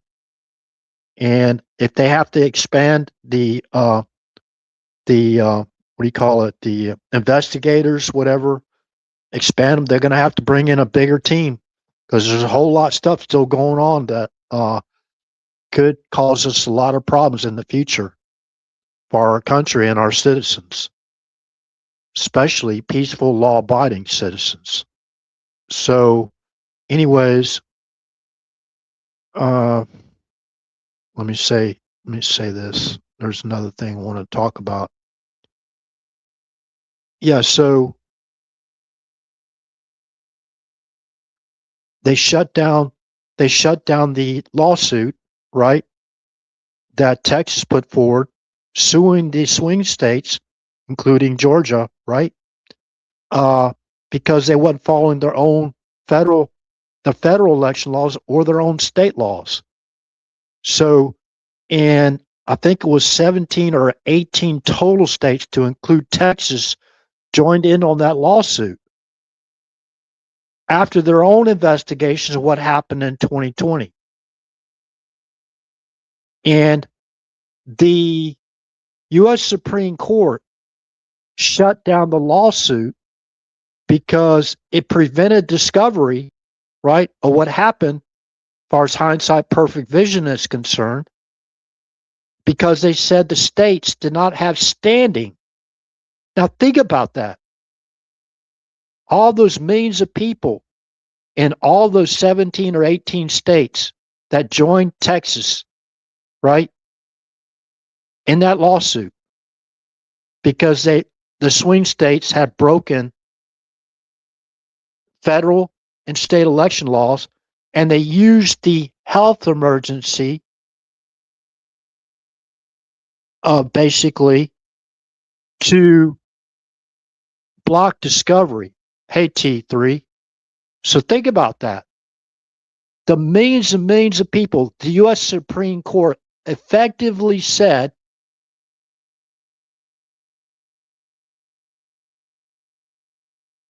that millions of people have no standing in our own elections, whether it's federal or state, whatever. That we have no standing. Florida was part of that lawsuit too, as well, from my understanding. Remember that? Remember that, T3? Where the U.S. Supreme Court said that 18 states in our union has no standing in our own elections. That means millions and millions of people that voted in 2020 had no standing in their own elections. That means any rogue state that goes rogue or whatever, there's people that are selected and not elected, right? Put in these positions. They're allowed to take over and basically run their elections exactly the way they deem fit. And you think about, what was it? Was it 2,000 Mules, the documentary? Just that alone should have woke us up, right? Still no discovery. No discovery. Refutation of Brad Raffensperger's election claims, right? From Voter GA. Go read that. So I'm going to have to do a little bit more research on, I'm pretty sure all they needed was those two senators from the state of Georgia to basically kick out Senator Kelly Loeffler of the state of Georgia. And I think it was Perdue was the other senator, right? For what happened then. And if you go back and you look at the refutation of Brad Raffensperger's false election claims, whatever. Remember, that was the subversion letter that Raffensperger put together along with the deep state, right, to subvert the objectors on J6. And remember what report was supposed to be delivered to the President of the United States? Remember EO Executive Order 13848, election interference? Remember that report was supposed to be on President Trump's desk no later than 45 days after the election. It was around December 18th, I believe it was, of 2020. That report was supposed to be in President Trump's hands. When was that report released?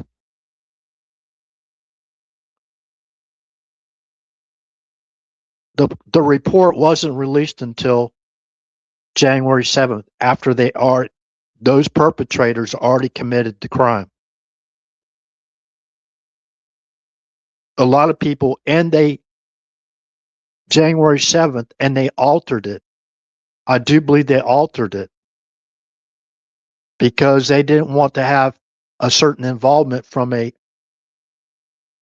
let's just say Eastern country, right?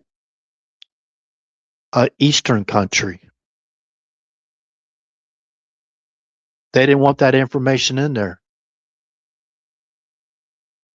I think the other place they didn't want to have that information released was, I think, Siberia.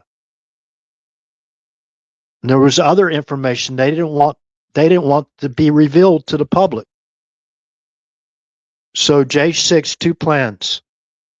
Keep President Trump from putting boots on the ground to protect the Capitol so they can have the breach of security in the Capitol. They set the conditions to have the Capitol breached.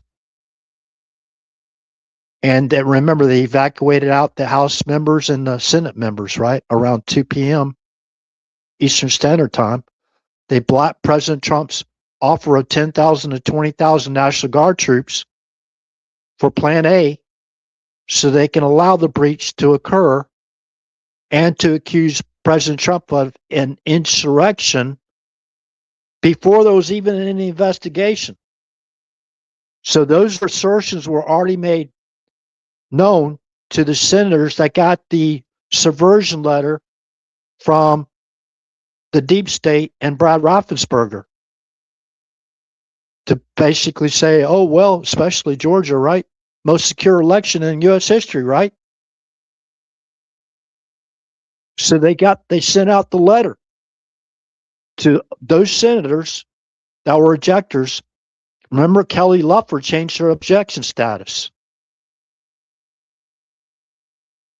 Okay, so we're just watching the show. Maybe so. I don't know. I'm not in an inner circle. This is all going by plan. I don't know. What about those machines? I heard that some of those machines were confiscated in Frankfurt or something like that, right? What happened to those machines? Destroyed, right? Remember the compartmental groups, I should say, groups of people, highly compartmentalized groups of people. That's a way to get us all discombobulated, right? That's what PSYOPs does. That's what PSYOPs does.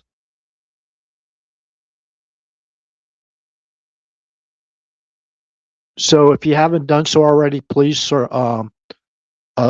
subscribe to the channel on YouTube. Tonight I didn't go. I didn't share this live stream over to Rumble because I was having problems with that, and it's my antiquated equipment that causes the problems, not Rumble's problem.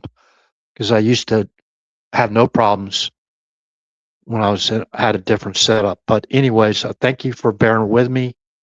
And so Maduro and his wife and his son, that they called the prince, right? They are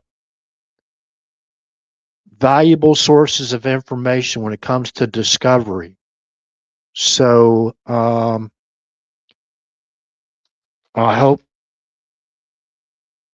there isn't any plans like an Epstein type plan, that could involve innocent people.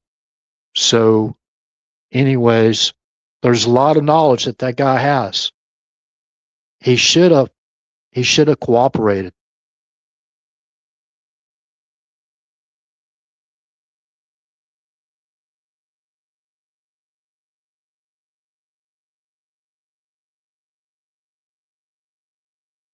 Oh wow. What state are you in, T3? Could you tell me that?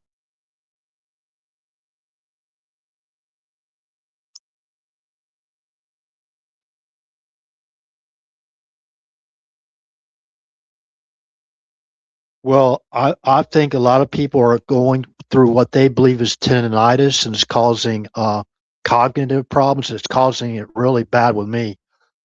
Uh, and there's some type of energy they're directing at us because I got a person that stays over near me, and you know, whenever I'm not around, and she goes to her relative's place, she doesn't have that ring in her ear. It stops, and it's bad, believe me. So that's my evidence. Okay, so they're using some type of surveillance equipment, right? Because they don't like the information I put out there. But anyways, I understand in certain type of operations you don't want blabbermouths, right? But I'm not going out there and talk about anything else that many, many, many more people have already talked about besides myself. I don't know what it is. I think that certain people are given the green light to have a small channel grow to a mega channel, and they're being influenced. These major influencers are being influenced themselves by what I would call black budget type money, you know, from the compartmental guys. So, anyways, that's my theory. Got a lot of other theories, but if I talk about the Havana syndrome, I think y'all know what I'm talking about. So, yeah, they're not. See, they have a deep state over there too in China, and I do believe Xi and Trump is working together. What do you call it? In good faith with each other and their for the country, as far as their prosperity. Now, I want to talk about the silver deal and the precious metal exchanges. If you do go out and buy, I'm not a an advisor, economic advisor. I'm not uh uh no, that's not my field. I'm not an economist or anything like that, right? I'm not giving y'all I mean what to buy, advice of what to buy for our stocks goes, metals, precious metals, or precious gemstones goes. I'm not giving you advice. I'm just giving you my opinion. Everybody, the saying, everybody's got an opinion, right? Everybody's got their own opinions about certain things. So if you're going in, okay, say I don't know what the T3, you still there? Yeah, T3, I think you're there. Hey, can you search what the price of silver is now?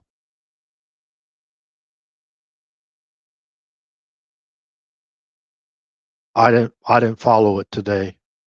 Let me see. I think I can go out of this and check it.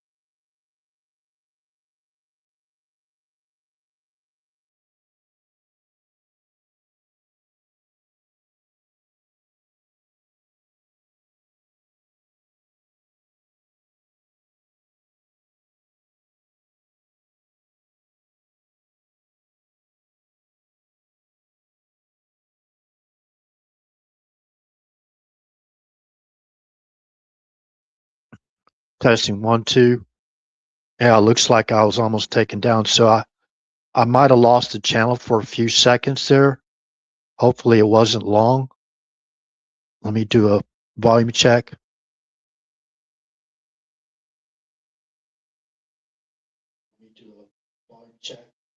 Okay, I don't know how long I lost the live streams, but there's down to 1 now. Yeah, I heard in Asia, I heard in Japan that they were selling physical silver like around $130 an ounce, but I don't know if that's true or not. I can't confirm that. I have to do some more research. But anyways, let me finish off what I was saying. I don't know how long I lost the live stream, but it started when I went into silver and I started talking about China. Coincidentally, I'm sure, right? I wasn't saying anything bad. Remember, I said, and I do believe, as far as basically a lot of comments that President Trump made about President Xi and China, they're both working in good faith to make each other's countries prosperous, right? So working together. So hopefully that won't change, and we won't need to change that foreign policy with China, as far as China is concerned. But remember that China has their own deep state, right? It's called what? I'm pretty sure y'all know what that deep state is called, or where that comes from, where that comes out of, where the deep state China comes out of, right? So, anyways, yeah. So physical silver. Um, this is just a recommendation. Take it or leave it, or my opinion. It's just my opinion. Get tangible. The same with gold. You know, I'll be kind of. So, do we think that gold is worth 40 times the value of silver, or over 40 times the value of silver? Do you think 1 ounce of gold is worth $4,400, and 1 ounce of gold, 1 ounce of silver is only worth, say, $70 right now? Do we think that? Or say, let's say $80. Actual physical gold. Do we believe that all the applications you can use silver for versus gold, and the gold price? Do we really believe that gold is worth more than 40 times more than silver? I don't, based on the demand and what the silver is used for. Yeah, so anyways, that's the reason why I was saying, and this is just my opinion, and I've talked about this, let's see, going on 6 years ago. I recommended a family member to buy into silver about 6 years ago. And I think it was around $15, maybe $20 the most an ounce.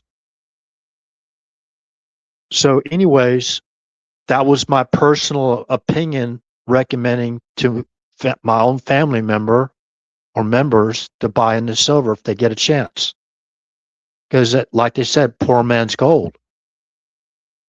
So, anyways, based on all the uses and what AI is coming up, and the physical demand of physical silver, and think about it.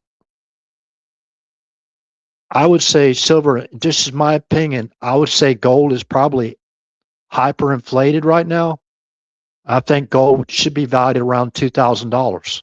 I've told a lot of people that, and they go, "Well, he's controversial, and he said, man, gold is only worth $2,000. Look at it now. RH, he's $4,400. Okay, so we're talking about fractional gold now. We're talking about fractional gold to the dollar. Fractional. What the, how much percent is 1 ounce of gold far as fractional goes, far as the U.S. dollar. It's overwhelming, right? And then we have silver, the silver price under 40 40%, 40 times less than the value of gold, over 40 times less. So what if that market in precious metals adjusts itself and gold drops down to around 2,000 an ounce because there's more gold than the demand, because people's going to start taking their profits in gold, right?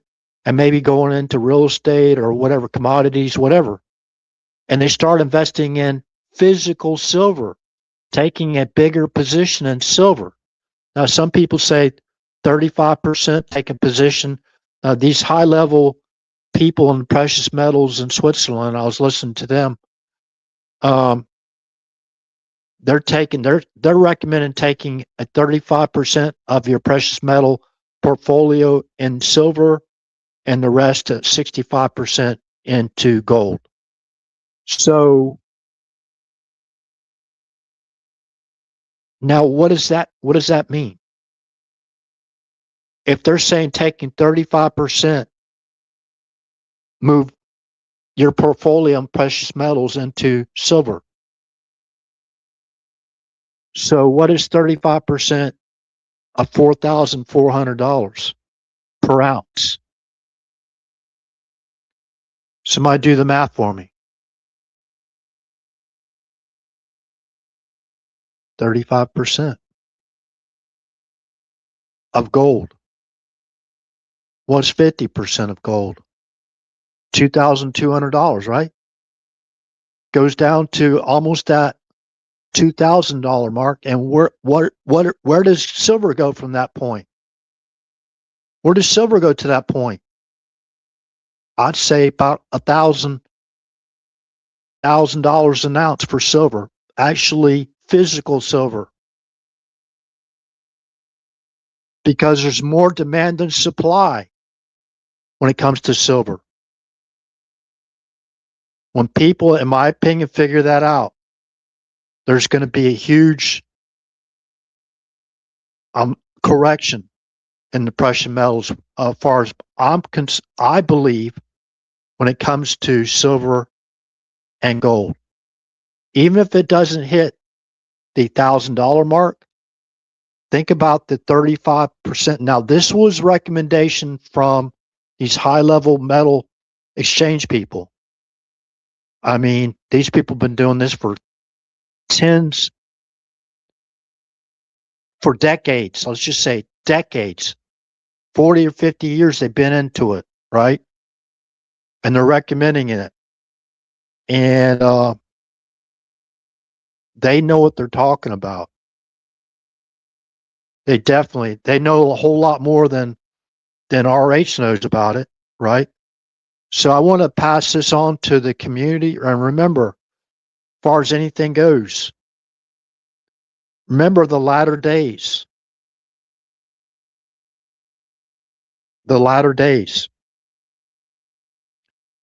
Make sure you got, what do you call that? Long life food stored up. Make sure you got enough long life food. I'm talking about, that survival food that you can buy in bulk.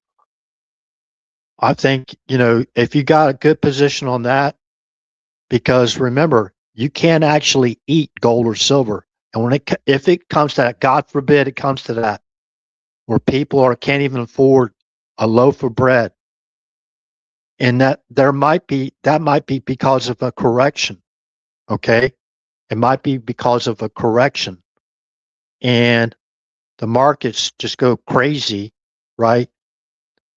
Make sure you have enough survival food and clean water, the ability to have clean water, and basically look at your neighbors. Look at neighbors or your loved ones that have a well, for example, and they have filters, okay, to last a while. I would say 5 months. Now you have to go through the book of Revelation to find the 5 month period. Okay, so I won't go in and talk about that, but 5 months. I would go by the word of God as far as being ready. Okay, being ready. So survival food, making sure you have, you know, if you can basically, um, if you can basically take a profit, a really, really good profit, if you're like a profit in gold and reorganize your portfolio to having silver at 35%, yeah, I think now would be a great time. Now, remember, when you're going to a precious metal exchange, make sure it's a credible exchange. Make sure before you make the purchase, you understand that there's possible fees if you use a debit card or credit card. There's going to be fees, could be up to 3.9%. Okay, 3.9% fees. That could cost you another five or $600 or whatever or more, depending on how big a position you take in silver to buy physical silver. And remember, there's always a premium on silver, unless it's certain items they're trying to basically liquidate. They don't want to hold those precious metals in whatever form it is uh, any longer. They want to basically change up.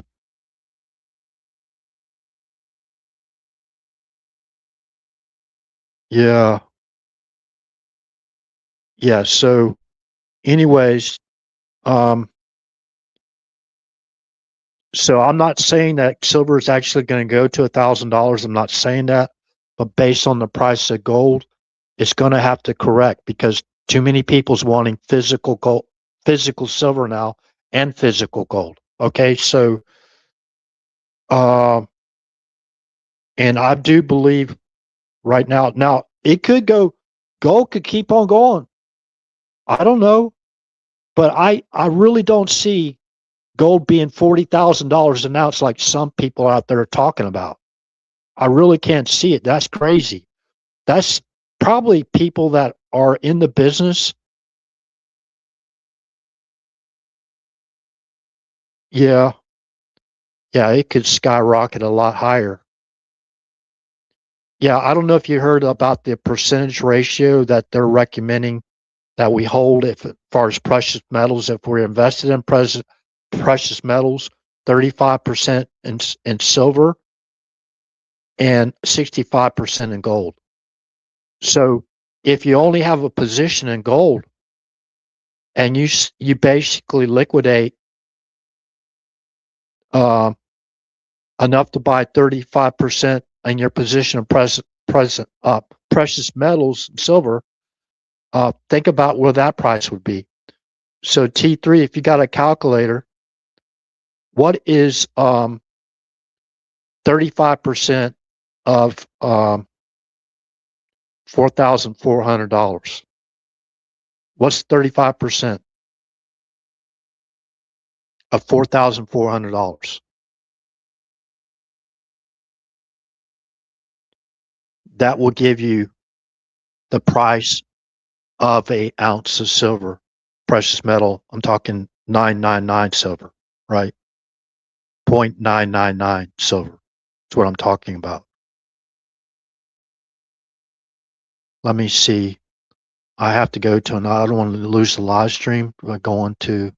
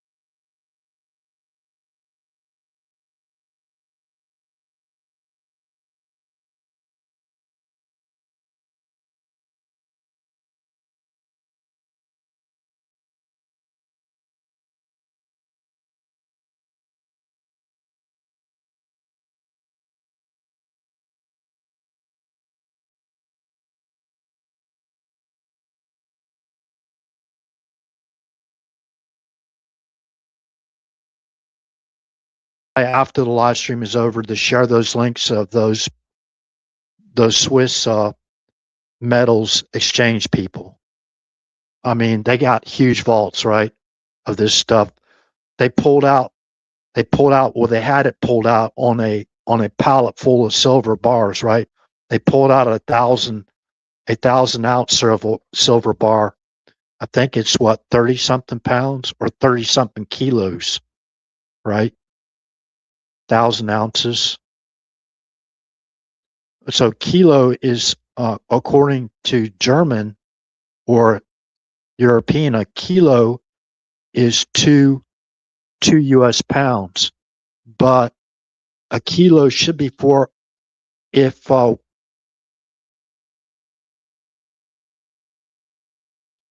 we are basically buying a kilo of something from, if they're buying a kilo of something we have, like in precious metals, it should be, a kilo should be 2.2 pounds. 2.2 pounds. So, okay, 1,000 ounces. 1,000 ounces. They pulled out 1,000 ounce bar. And basically the 1,000 ounce bars, those are like industrial. They're like one for bigger orders. They can ship out those huge bars, right? A pure 0.999 silver. Could even be 0.999 silver. 0.9999 silver, 4 nines, right? So just be aware of that. So if you're going in to buy silver, remember they charge a premium. So whatever the price is of silver now that you see online, whatever, say it's 72, you're not going to be able to buy silver 0.999 a troy ounce of silver for $72 at an exchange. To get your physical silver, there's going to be a premium, and there could be a fee for using say, for example, I checked on this before. The premium was $8 for 1 ounce of silver. So at the time, silver was like around $72, and I checked, the premium was $8. So you're getting actually silver at $80, the physical silver at $80 an ounce. And then if you have to pay any fees, as far as if you're using a credit card or debit card, there's a 3.9% fee involved in that. So the fee's around $600, something like that, right? So remember, you're getting into like $81 for an ounce of silver to include the fees for using and remember, when you're going in to buy it at an exchange online, if you're going online or whatever, make sure they have it in stock. This is very, very important. Make sure they have the silver in stock, because if you don't buy silver in stock and they're going to sell it to you, the silver, at a projected price that they believe it's going to be. So it's like futures. Futures.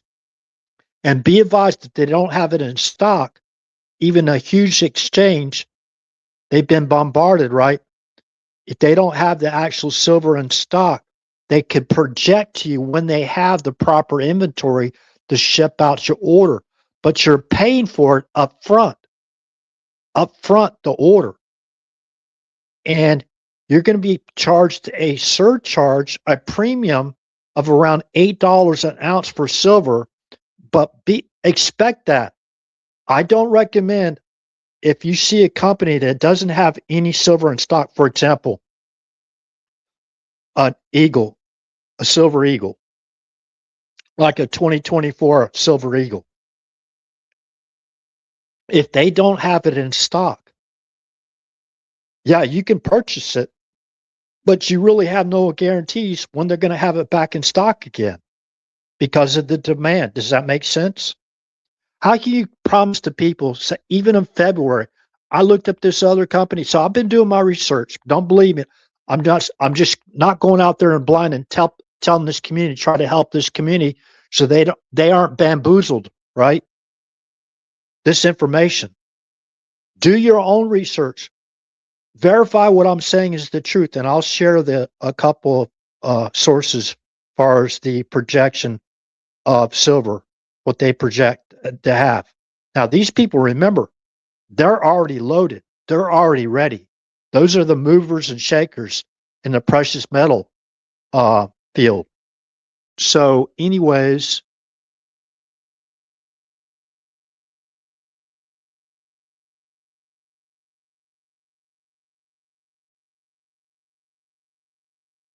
yeah. And if you decide to sell right now, say, for example, you got a position of silver around $80 an ounce, which includes the fees and the premium. Yeah. When you sell it back to them, you're only going to sell it back to them around $60 an ounce, a little bit over $60 an ounce. So don't get freaked out if it drops down, because they're going to, the whales are going to try to shake off the sharks, right? The sharks, the huge whales that have these huge positions, tons and tons of silver or whatever. They're going to try to shake off the sharks, right? Because they're even greedier, right? They want people to basically, when it comes to the price of silver and possibly even gold, they want to basically sell out. They get too scared, right? It's money they can't afford to lose, so they sell themselves short, right? And take their losses and move on. You can do whatever you want to do. I mean, as far as these are just my opinions to help keep y'all from being. If you're not, I'm not saying I know, and there's a lot of people who know a whole lot more about precious metals than I ever. But the people that basically said go in and buy after 2000, yeah, okay, you were right. The reason why, in my opinion, gold went up to that amount, was inflated up to $4,400, is because people were only taking a position in gold only, and they didn't understand the potential of silver and how silver's been locked in at these low prices and only going sideways for all these years.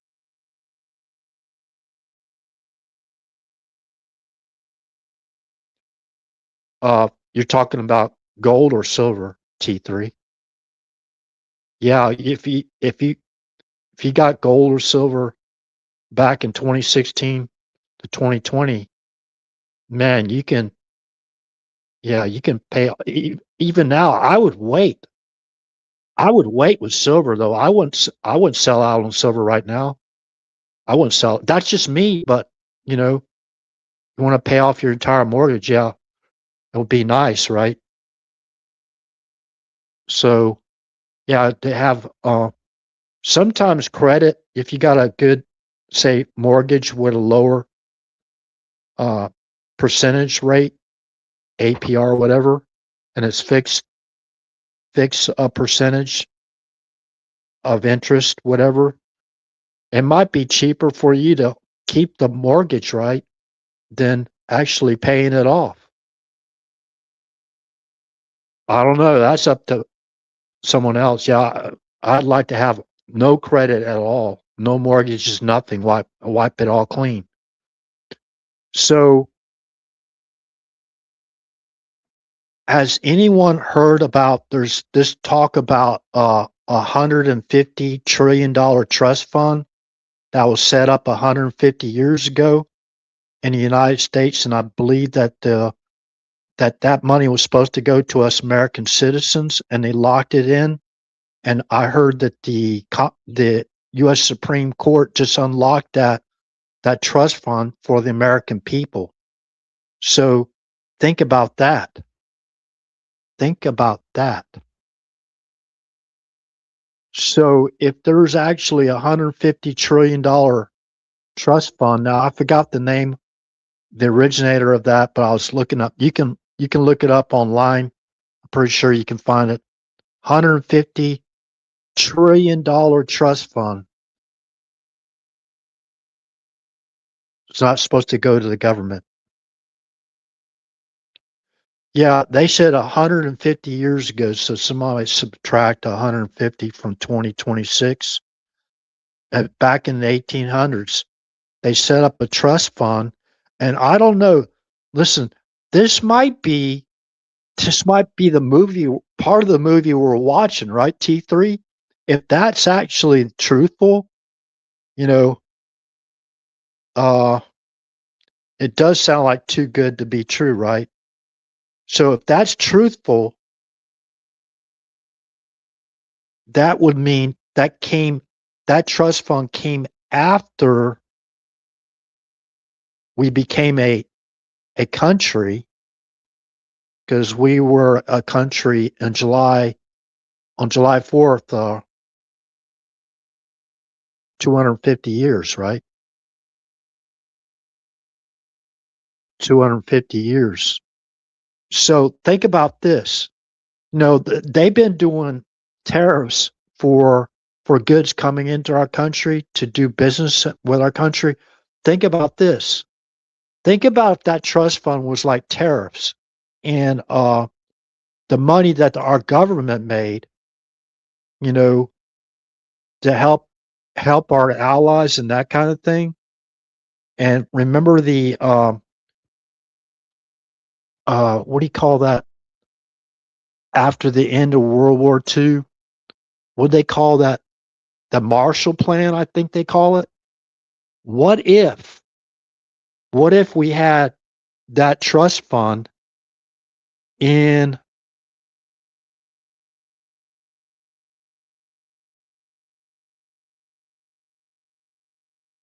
into not Federal Reserve notes, but U.S. Treasury notes that was held in trust for our government instead of for our people?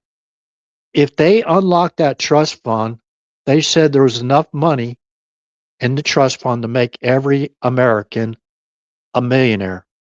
But what would happen to inflation if they actually unlocked that trust fund is the question, right? I'm all for it. You know, uh, could you imagine if they use that trust fund money to pay back all the taxes we've paid for all these years, income taxes, and pay back to the American people and pay off our entire national debt? Could you imagine what would happen to our country? It would like explode, right? So I hope, we hear a lot of talk about these flights over to certain countries and coming back with a lot of precious metals. We've heard all these rumors, but maybe they were storing them in those banks overseas to keep bad people from having access to the people's money.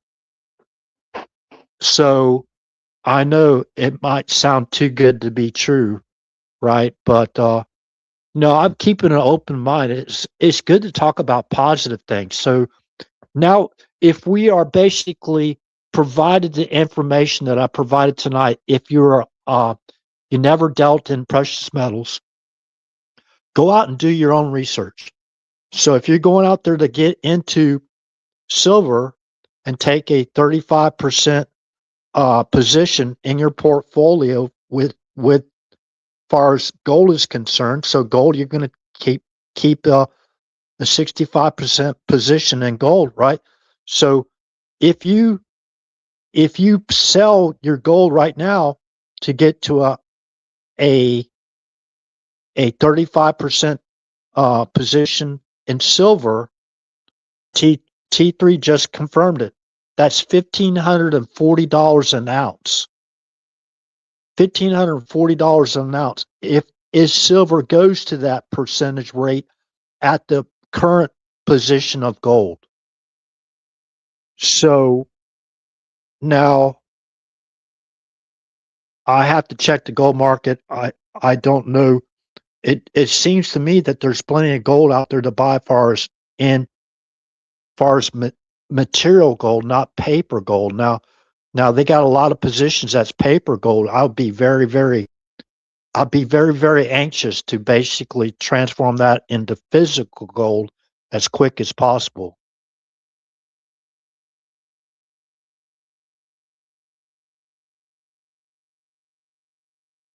Yeah, me personally, I hope the dollar doesn't collapse.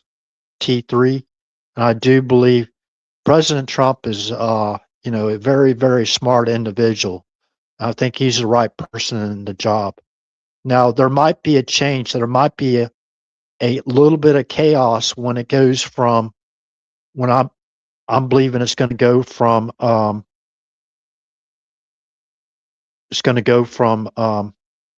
the Federal Reserve note to the U.S. Treasury.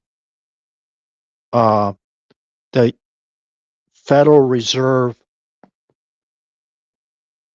bill or note, right?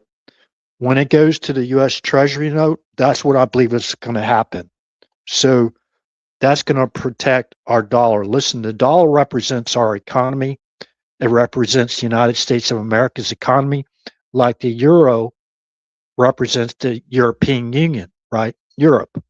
So, anyways, what do we have? What do we have as far as paper? So you look at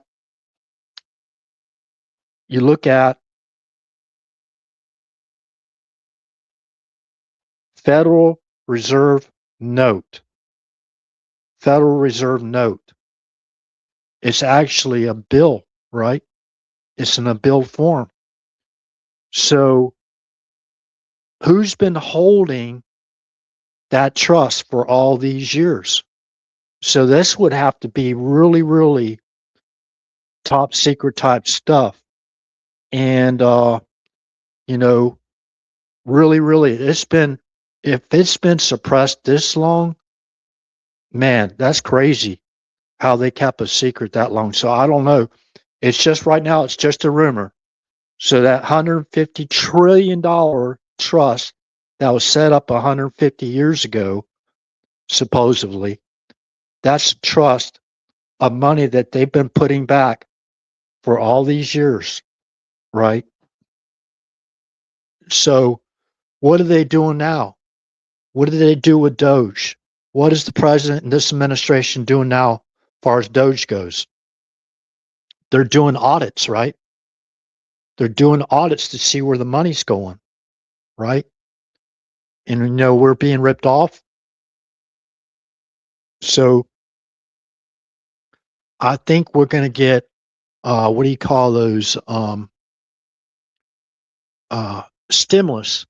I think we're going to get some stimulus money, and I think it's going to take care of a lot of us. That's what I'm imagining.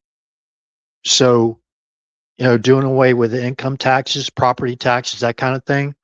Because really, in my opinion, and the opinions of a lot of other people, now this is positive. I'm talking about positive stuff. The only way this could be negative is people turn it into negative, right? And cause a wave of distrust in silver. So, um, you know, remember back in the day before silver, I mean, after silver, when gold became the most valued precious metal back in the day, and people was just dropping silver because of the abundance of it at the time.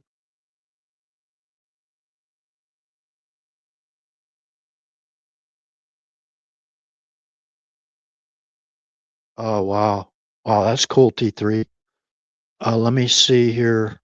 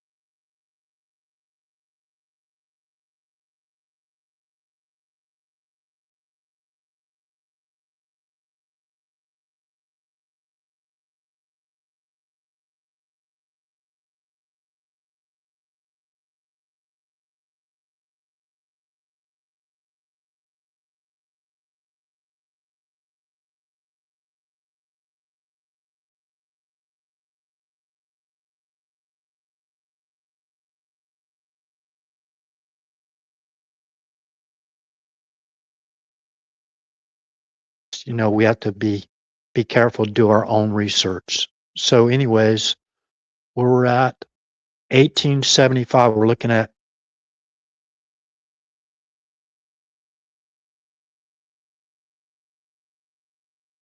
let's see, I'm going to put it up on the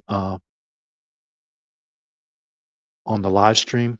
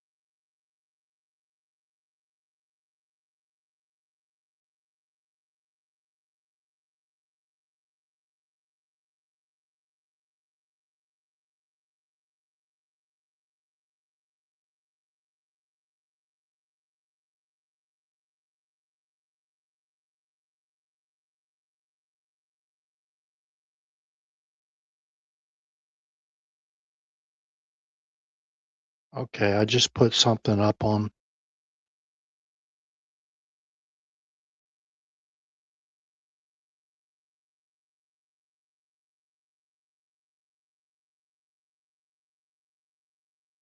So I'm going to read this to what I just put up there. Look at the years surrounding the supposed 1875 U.S. Citizen Trust Fund, which has grown to $150 trillion. Just a rumor? Maybe it is, or maybe not. Maybe it is, as far as a rumor goes, rumors go as far as rumor goes, or maybe not. Okay, so the takeaway again today, and this is to help protect people. Remember, I'm not an advisor, financial advisor. This is just my opinion. It's just RH's humble opinions when it comes to precious metal. When you're going to buy precious metals, make sure they have the proper inventory. Because if they're not going to have the proper inventory, they're going to have to sell it to you at a future type price. And really, if you're buying silver or gold, either or at a certain price, and they don't have the silver or gold, and you have to pay them before you actually get gold in hand.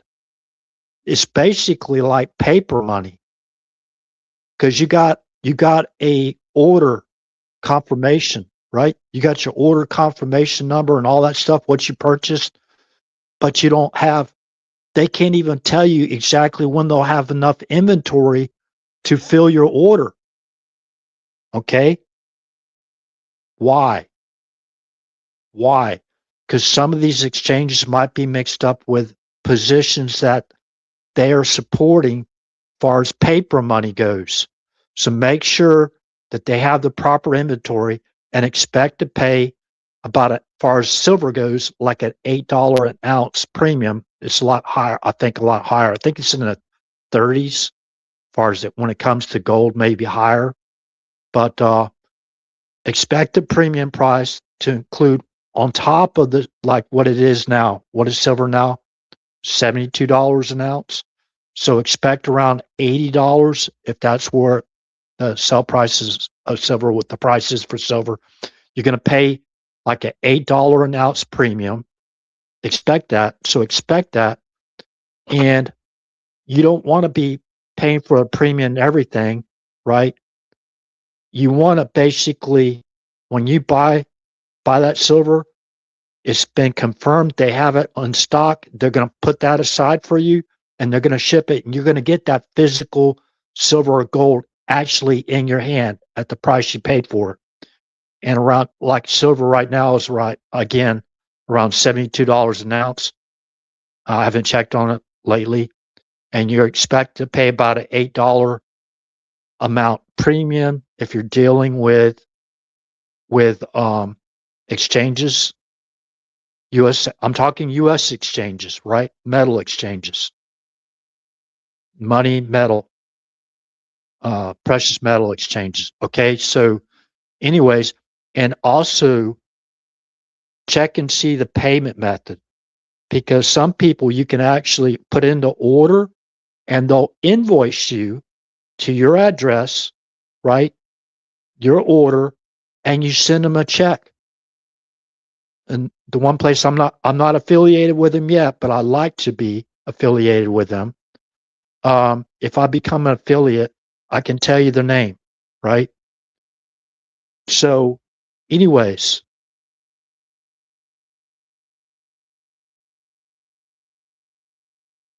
if you can pay by, look at other options for payment. I know you can wire transfer money to make the purchase for silver or gold. Okay. But you can send them a check, and write the check won't clear till like what, 7 days, I think it is. Remember, you got to wait for it, but that is yours. That position is yours, right? Even if you got it at like $81 an ounce after your fees and your, for using a certain type of credit method and the premium. So expect it. Now, what is the worth of silver? What is the worth of silver? We just talked about that.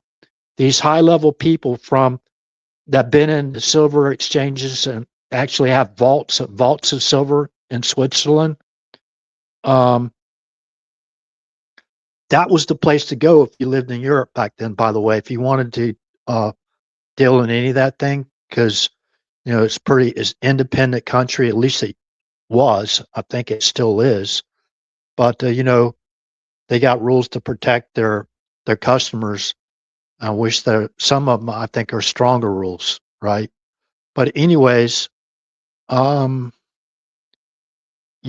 a lot of business goes through Switzerland. But if you're working with an exchange, I would work with a company in America, because, what do you call that? Jurisdiction. You run into a problem. I don't want anybody here. Well, we don't have jurisdiction to hold them accountable because it's another country. You should not have bought from another country. I'm not telling anybody not to buy from any other country like Switzerland. You can do whatever you want to do, especially you do your own research and you figure that's better for you to do it that way. Hey, go for it. Go for it. If you can find, you know, another exchange that's reputable here in the United States and they don't charge you such a high premium, hey, go for it. Do it. Do your research, right? So, anyways, I thought all this stuff is interesting. So remember your positions. Try to diversify your portfolio with silver. And if you bought in around $2,000 an ounce for gold, um, you know, you might want to, or even cheaper than that, more power to you. I would look at selling 35% of it, of that amount you have, and taking a nice position in silver. Okay, so you won't be left out. And see, you could be in the long haul with silver and gold and still, if you don't want to sell out your gold, you just want to keep it for whatever reason. Um, I I really like this gold coin. Peace and friendship. Okay, so I think I think the government handed out those coins to those that set up the peace agreements with the natives. I think that was Custer that did that. Check out those peace pipes. Uh, what do they put in those peace pipes where everybody became so friendly? So, I don't know. I don't know. I'm just kidding around. So hopefully y'all like the information I shared tonight. Please subscribe to this channel. All this information I'm digging up takes hours and hours of research. I basically had over 100,000 views the last time I checked over on Rumble. I don't know the views I have on YouTube because they deplatformed this channel on YouTube because of my opinions. What happened, on those days we fill out those pieces of paper, and my information I shared on far as Georgia, far as voter GA, okay, and those kind of things, right? So based on my opinions, they deplatform me multiple times on YouTube, and the channel hasn't grown back up to its former state where I had thousands of views for each live stream. So anyways, it is what it is. I'm still sitting at 495 subs.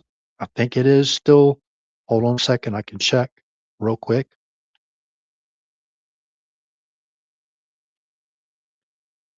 Only need 5 more subs.